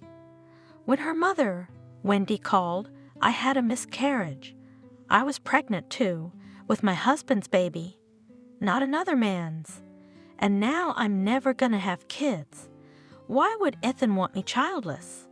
He'll leave me the first chance he gets. Kathy, you ruined our family. What are you doing? Getting all hot and bothered? Your Ethan won't leave you. If he wanted to, he'd have left a long time ago. How many opportunities have there been? And Kathy hasn't given you any reason not to trust her. Aren't you afraid he'll turn on her? He's gonna find out she's carrying his baby sooner or later. Do you think Kathy would stay with you if he beckoned her? I doubt it. We'd both be fools. What am I supposed to do? Drown myself? Why should I live without him? Wait for drowning. Daniel thought for a moment. There must be a way out. There is. Olivia lowered her voice to a whisper, looking around. We can switch the baby. I don't care whose baby it is, as long as my husband doesn't find out he's not the father. I've got it all figured out. What's the time difference with Kathy? I don't know, a month or two. What's it to you? What was it supposed to be? A son? Why are you giving me riddles? You see, I don't like raising someone else's child. It'll always remind me of the affair. And you said you forgive me. Olivia grinned. Do not cling to the words. I dream of my own. If you are ready for a switch, how would we arrange that Kathy child, she is also waiting for a son, became yours? Let's restore some justice, so to speak. Let the boy be brought up by his father. He doesn't even know about him. I'm willing to sign any papers to keep the whole story quiet. And what do you want for that? Olivia wiped away her tears. Nothing. Just to get rid of the baby. If it works out, everybody wins. You get the baby and I get rid of him without blood and tears. The father gets his son. Only your wife will lose. Olivia grinned evilly. Serves her right. Don't hang on other men's husbands. She took my son and I'll take her. In a year's time, she'll get pregnant again and have my child, and everyone will be happy. And make sure I never see or hear from you or your husband again. And in fact, let's pretend we don't know each other. You don't have to worry about that. The only thing is, how do we do this discreetly? We'll need a doctor's help, but I don't think any of them would agree to a forgery. Don't worry. The woman's got her spirits back up. The doctor I had my baby with is a friend of my father's. We'll arrange for Kathy to go to him for the delivery. He'll do everything before anyone knows I've lost the baby. I'll pretend I'm still pregnant. My dad will arrange for me to stay at the clinic. It's easier to hide the loss of the baby. You'll let me know when you're due, and the rest will be up to the doctor. Are you sure? We won't get burned. You guarantee it. Can you trust him? He'll do anything for me, and if he doesn't want me, I'll get my dad involved. So, are you ready to write a waiver right now? I can't wait to see our contract signed. Let's do it this way. I'm actually waiting for my wife to come home from counseling. I'll take her home and call you, and in the meantime, you find out what's going on. If the doctor doesn't agree, then it's not worth it. I don't want to risk it. Kathy won't forgive me if he finds out what we're up to. Don't worry. No one will find out. They went their separate ways, and 2 hours later, they were sitting in the chief of staff's office. Daniel, do you realize what you're setting me up for? The doctor was horrified by Olivia and Daniel's plan. If any information leaks out, I'll go to jail. It's a crime. It's a crime to make me childless. The woman said, It's okay. We'll grow up. He'll be no worse than anyone else. He will not go to a foreign family, but to his own father. Don't you feel sorry for Kathy? She's been dying to lose a child for a while. Think of what she's going through. Was she sorry when she was screwing my husband? I guess she didn't realize she was hurting me. It's okay. Let her feel what it's like to lose a child. Do you have any idea what would happen if the forgery came out? We'd all go to jail. If you don't tell us, no one will ever hear from us. Daniel, are you sure you're ready to give up your unborn child? You bet I am. I don't want a living reminder of my wife's infidelity. I dream of my hair, and I'm determined. Don't you feel sorry for your wife? She'll cry, she'll cry, she'll stop crying. I'll do my best to make Kathy forget about the child as soon as possible. Think about it. You're saving 2 families from destruction. Yeah, but at what cost? Taking a mother's son away from her? That's inhumane. I don't know. I'm not ready to take that step. It will be your fault if Ethan leaves me. Olivia screamed hysterically. "And he'll leave me when he finds out I can't bear him in hair. For my father's sake, for the sake of your friendship, help me. I want to be happy too. Does Benjamin know what you're up to?" "Naturally, and he supports me in everything I do. His daughter's happiness is more important to him than anything else in the world. Mind you, your risks will be generously paid for. All right, the doctor has given up. But swear you won't back down at the last minute and keep it a secret. I don't want to lose my job. You don't have to worry about that. We both have a vested interest in silence. Where are we going to get proof that the baby died? I'll take care of the death certificate, but you'll have to bury the baby in the cemetery." "I'll take care of that." Daniel looked seriously at Olivia. An inconsolable mother should be able to say goodbye to her son. Everything should look natural. I can't imagine what Kathy will do to you if she finds out the truth. The doctor said thoughtfully, "You are a frightful man. She will not find out the truth. I protect the interests of my family. Shall we make a deal?" Daniel extended his hand to the doctor, who shook it. Olivia was satisfied, smiling triumphantly. "Here it is. Pay back for the sin I committed 5 years ago. They say God sees who offends whom, and what a dear price I will have to pay for my deception." The woman thought when she heard the diagnosis. "Olivia, I'm being completely honest with you. Uterine cancer is a scary and insidious disease. Unfortunately, surgery is not an option. Treatment must begin immediately. Is 2 days enough to take care of everything? After that, there will be a long and difficult path of treatment and rehabilitation. You'll be in the hospital for a long time. I'll be fine." On stiff legs, the woman left the office and sat down on a chair in the corridor. Fear squeezed her heart with a merciless hand. It became difficult to breathe, and tears flowed and flowed from her eyes. "A woman?" asked on the way a nurse who ran past. "Do you need any help?" "No, thank you. No one can help me now," she thought. She got up and walked to the exit, dialing a number on the way. "Kathy?" she asked in a shaky voice. "It's Olivia. We need to talk. It's urgent. When can we meet?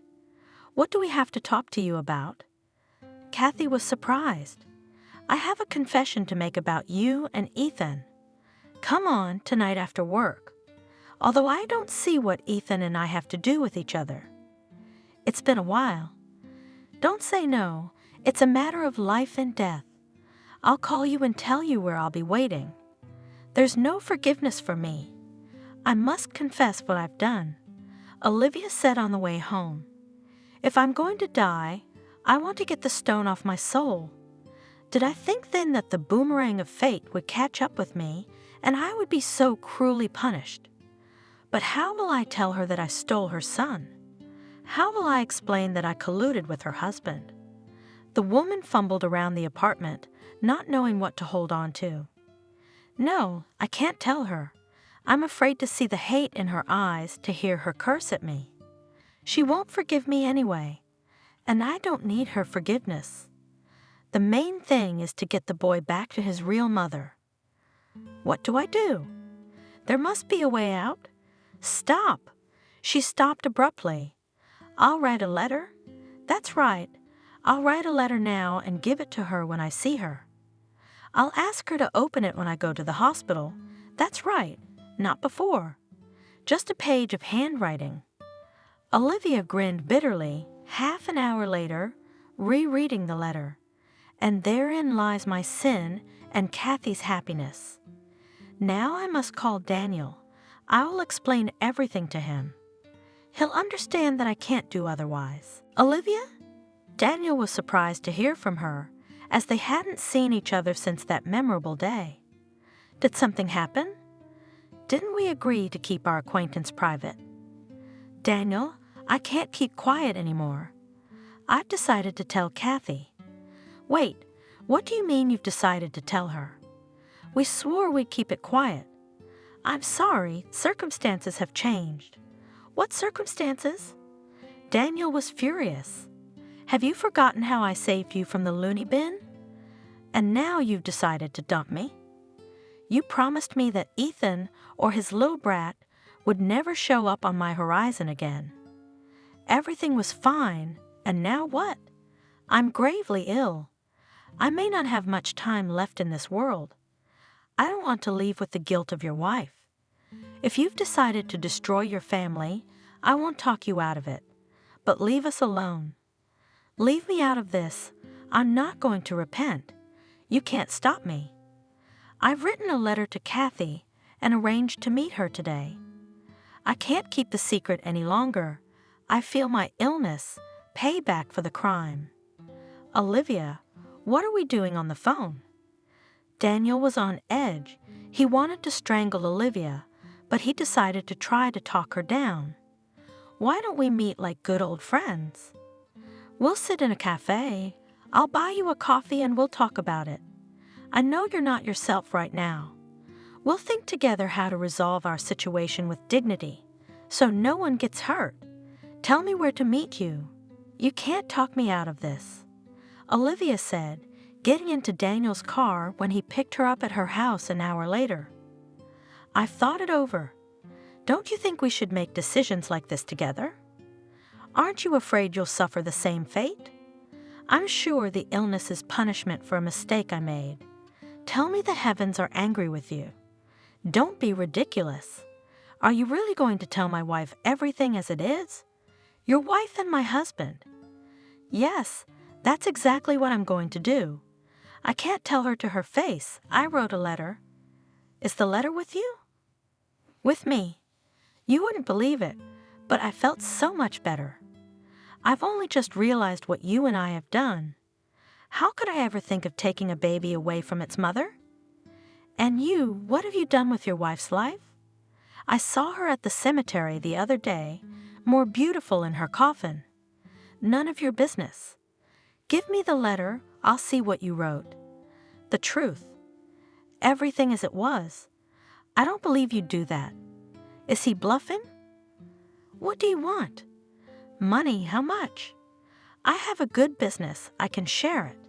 How much is your silence worth today? I'm not interested in money. I'm determined to get my child back to her mother. And here, she waved the letter in front of Daniel's nose. A confession. Give it to me now. He tried to grab the envelope. I won't. And anyway, where are we going? Out of town. You don't want anyone to see us together, remember? We don't know you. Watch the road. Slow down. What's wrong? Did you change your mind about dying? He's speeding up on purpose to tease her. Give me the envelope. Even if you take the envelope from me, I'll still open Kathy's eyes. Let her know what kind of monster she's been living with for so many years. Do you think she'll stay with you after all this? One phone call, one letter, and the myth of a happy family life will fall apart. Oh, you little bitch, are you blackmailing me? Daniel only took his eyes off the road for a moment to snatch the letter from Olivia's hands, but it was his fatal mistake. Hey, the woman screamed, instinctively covering her head with her hands. At breakneck speed, the car flew into the oncoming lane. Daniel tried to turn the steering wheel. The side wheels caught the edge of the asphalt. Gravel burst out from under them. The car was thrown up. A split second later, the car collapsed to the ground. The wheels were still spinning frantically, humming. Get an ambulance, police, firemen. Immediately, a crowd gathered. People tried to pull the injured out of the car lying on the roof. But Olivia and Daniel did not see or hear it. Their bloody bodies were lying on the roadside, waiting for the police to arrive. The terrible accident had happened just a few minutes ago on a country highway. Kathy leaned back tiredly in her chair and almost dozed off, listening to scraps of phrases from the news. According to eyewitnesses, The culprit was the driver of a foreign car who had swerved into the oncoming lane of traffic. Apparently, the speed was too high because the car was thrown into the air. According to preliminary data, there were 2 people in the foreign car, a man and a woman. Both are dead. Their identities are being established. Suddenly, the phone rang. "Hello." Shaking off her drowsiness, the woman spoke. "Kathy, you need to come over for identification right away. I'm sorry, but according to our information, your husband was killed in a traffic accident. We need to make a positive identification." "Wait, you're wrong. The husband should be at work right now. He wasn't going anywhere. We found an ID in your husband's name in the victim's car. Only you can confirm or deny our assumptions.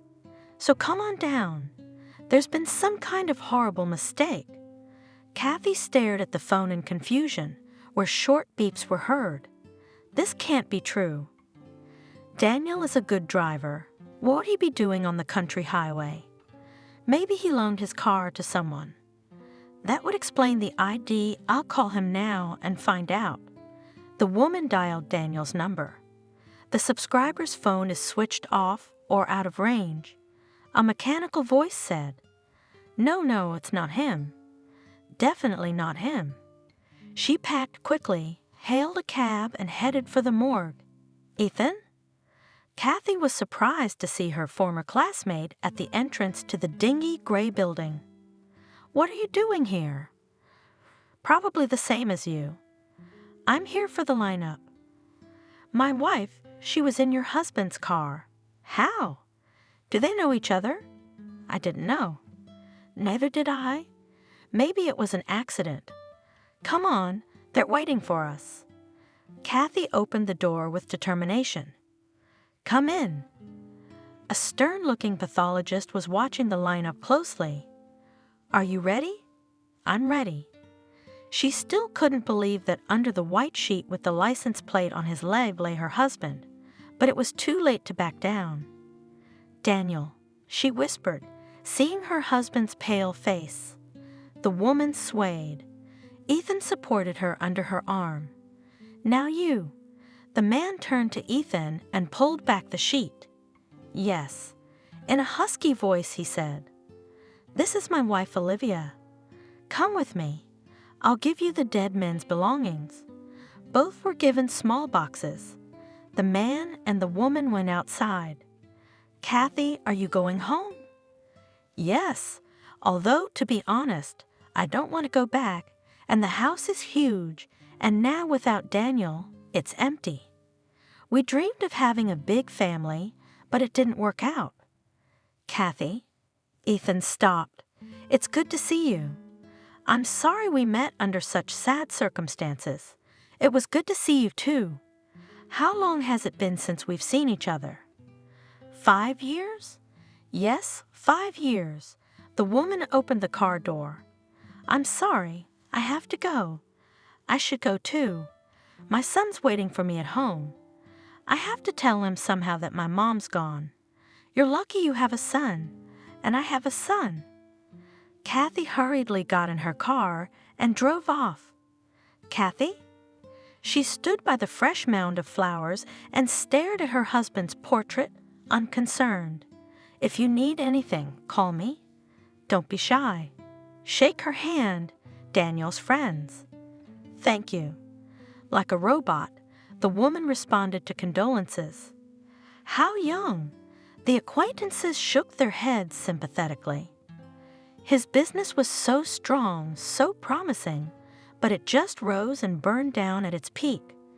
Business partners were saddened. Heaven takes the best, and your husband, Kathy, was a reliable man. She longed to be left alone to think in silence about her life. Unnoticeably in the troubles of organizing the funeral, wake, registration of documents, 40 days passed. Kathy thought with horror how she would survive the necessity to gather again all these unfamiliar and completely unknown people who would again say something about her husband. She didn't want to see anyone. Why all the speeches, the wake? if the man was gone? She asked Lisa. It was the custom. She shrugged her shoulders. The question I'm most interested in is how Olivia ended up in the same car as my husband. I don't think we'll ever know. She asked me to meet her. Kathy suddenly remembered. I wonder what she wanted to tell me. The woman hardly waited until the end of the dinner, respecting the propriety, said goodbye to everyone, thanking them for their sympathy for her grief. She gave orders to the waiters and hurried home. Kathy, a representative man in a strict business suit, approached her. May I give you a ride home? I'd appreciate it. She said yes and got into a brand new black Jeep. Kathy realized that this gentleman had something serious to say to her. Otherwise, he would not have offered to help her. What do you want from me? She asked directly. Your husband has a huge business, and you are the sole heir to his fortune. Why should a fragile woman take on the headache? Besides, as far as I know, you've never taken any interest in your husband's business. Is there anything in particular you'd like to offer me? I'd like to buy your business and give you a quiet life and keep you out of danger. What makes you think I'm in any danger? Because, fair lady, your husband's business is a tidbit for all those who have assured you today of their readiness to help you if you have any difficulty. Why should I believe you? You have no other choice. I have no reason to deceive you. I'll give you a good price. Not at a loss, I admit, but I'll buy your whole business so you don't have to sell it off piecemeal. If you turn me down, your husband's former partners will swoop in and start tearing your business apart, and everyone will try to get their hands on you, and believe me, you won't be able to resist them. What if I don't want to sell? Then they'll use some less than legal methods. You know what I'm talking about. Kathy went cold when she realized what I was saying. And none of them will discount the fact that you just lost your husband. They don't give a damn about you. Nothing personal, just business. They're bargain hunters. They're used to making a profit. Had I convinced you? I can expect to be able to buy your husband's business in 6 months when you inherit it. To be honest, I decided to sell everything at once. Kathy said, looking out the car window. Raindrops slowly dripped down the window. Nature mourned with her for her husband, her failed family life, the loneliness that already had an iron grip on her. I want to get away from here. It's hard to come to a house where we were happy in our own way with my husband. I hope I can make a fresh start. That's great. Stopping in front of the house, the man said, Then I'll contact you myself or send my lawyer. Kathy entered the house. She was stunned by the ringing silence. To break it, the woman turned on some music, undressed, and got into bed. No more souring. She said to herself in the morning, It is time to put the house in order. It is necessary to collect her husband's things and give them to some social service. What if someone could use them? She had a quick breakfast and started cleaning. Going through the papers in her husband's study, she came across a box that had been given to her after Daniel's death. I wonder what's in there, she said, lifting the lid. A watch, the face broken. I gave it to him last year. Wallet, bank cards, money, everything is there. What's this envelope? She twirled it in her hands in surprise, a white mailing envelope with no address, blood caked on one side. Who was it intended for, this unsent letter? Kathy cut open the envelope with a paper knife and pulled out a triple-folded piece of paper. Kathy, she read it. Strange, a letter for me? But from whom? She glanced at the signature. Olivia? Kathy, I didn't have the heart to tell you to your face that I'm a vile creature. I ruined your life. Now I'm trying to make some kind of excuse to you, even though I realize I'm unforgivable. 5 years ago, I robbed you of your son. I know how crazy I sound, but I was driven by revenge at the time. I couldn't forgive you for sleeping with my husband. I lost my child. I was sure Ethan wouldn't stay with me. He wanted an heir. I couldn't give it to my husband anymore. The doctors diagnosed infertility. And then we met Daniel. He didn't want to put up with your infidelity either, even though he assured you otherwise. Somehow we agreed to have your son registered in my name. At that time I thought I was doing everything right, protecting my family, but one day you have to pay for your mistakes. I'm very sick right now. I don't know if I can make it. But in the eyes of God, I'm gonna try to make it right. I know Ethan won't forgive me. I've done too much wrong. At least try to understand me now. I've been a good mother, but I haven't been able to forget whose son Hunter really is. He's yours and Ethan's. Forgive me if you can, and try to be happy. I sincerely wish it for you. Olivia. Hunter. My boy's name is Hunter? Kathy rushed like crazy to get dressed. I'm going to see him at once. I don't know how that's possible. She dropped everything and went to Ethan's. You? He exhaled when he saw her on the doorstep. I wasn't expecting that, but I'm glad. Come in. I really wasn't expecting guests today. I didn't come to visit. Kathy, worried, entered the living room. I brought a letter to read, your wife's confession. She handed him a letter. Read it, and then we'll have to decide what to do about it. This. The man was speechless when he read the letter. Are you sure it's the truth? Would a man who might be on death's doorstep lie to himself? That's why your wife was in Daniel's car. I wouldn't give Olivia's confession so much credence. Yes, she's changed lately. Yeah, she's been cold to Nate. But how did they set it up? I think Olivia's father had something to do with it. I don't think they'd do the forgery without Benjamin's support. Benjamin won't be able to find out anything. He had a stroke right after Olivia's funeral. What are you suggesting? I want to see my son. Wait, I'm not gonna let you traumatize his psyche. He just lost his mother, and you show up. In fact, I need proof that you're his mother. A letter written by Olivia in some obscure state of mind is not proof. You want me to take a DNA test? I'll do it. Immediately. I have nothing to hide.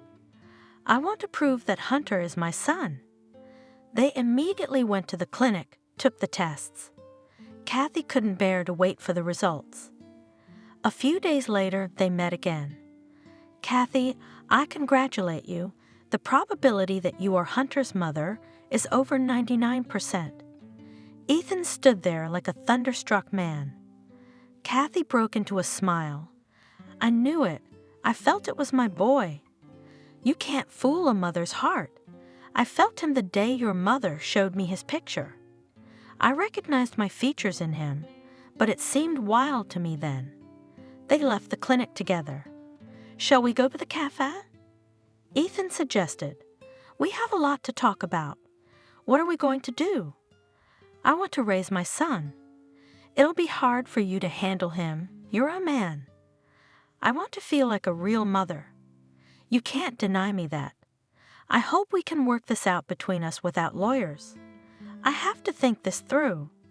I have to do the paperwork. What's to think about? I just want to see my son. You can't deny me that, can you? No, not today. My head's still a mess myself. I have to talk to him, explain it to him somehow. Here's what we'll do. Tomorrow we'll meet at my house. You'll talk to him. You don't know if he'll be able to take you in. All right. Kathy agreed, though she wanted to hug her son with all her heart, but she realized Ethan's reasoning was correct.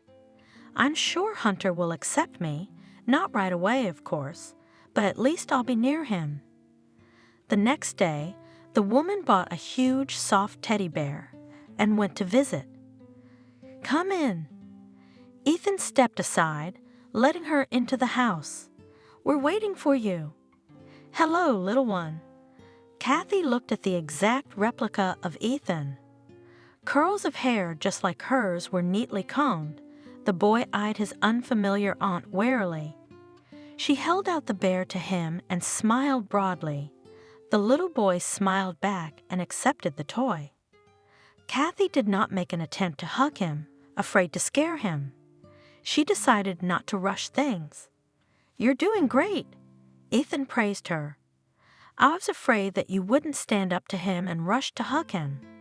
He invited her to the table, their son playing nearby. After a while, the child sat freely on Kathy's lap, and she stroked his hair fondly and inhaled the unique scent of childhood. I should probably go, the woman said hesitantly. The baby needs to go to bed too. Will you come again? Hunter asked hopefully, looking at his mother with brown eyes. Do you want her to stay with us forever? Unexpectedly, Ethan blurted out. The boy jumped up, clapped his hands, and then hugged Kathy's legs. She picked the child up, held him to her, kissed him, and cried. Why are you crying? Smiling, Ethan asked. Go put your son to bed. I'll set the table. 15 minutes later, the woman returned, a happy smile wandering on her face. He fell asleep, she said. I had to remember the fairy tales I read as a child. He's very curious. That's what your mother used to say.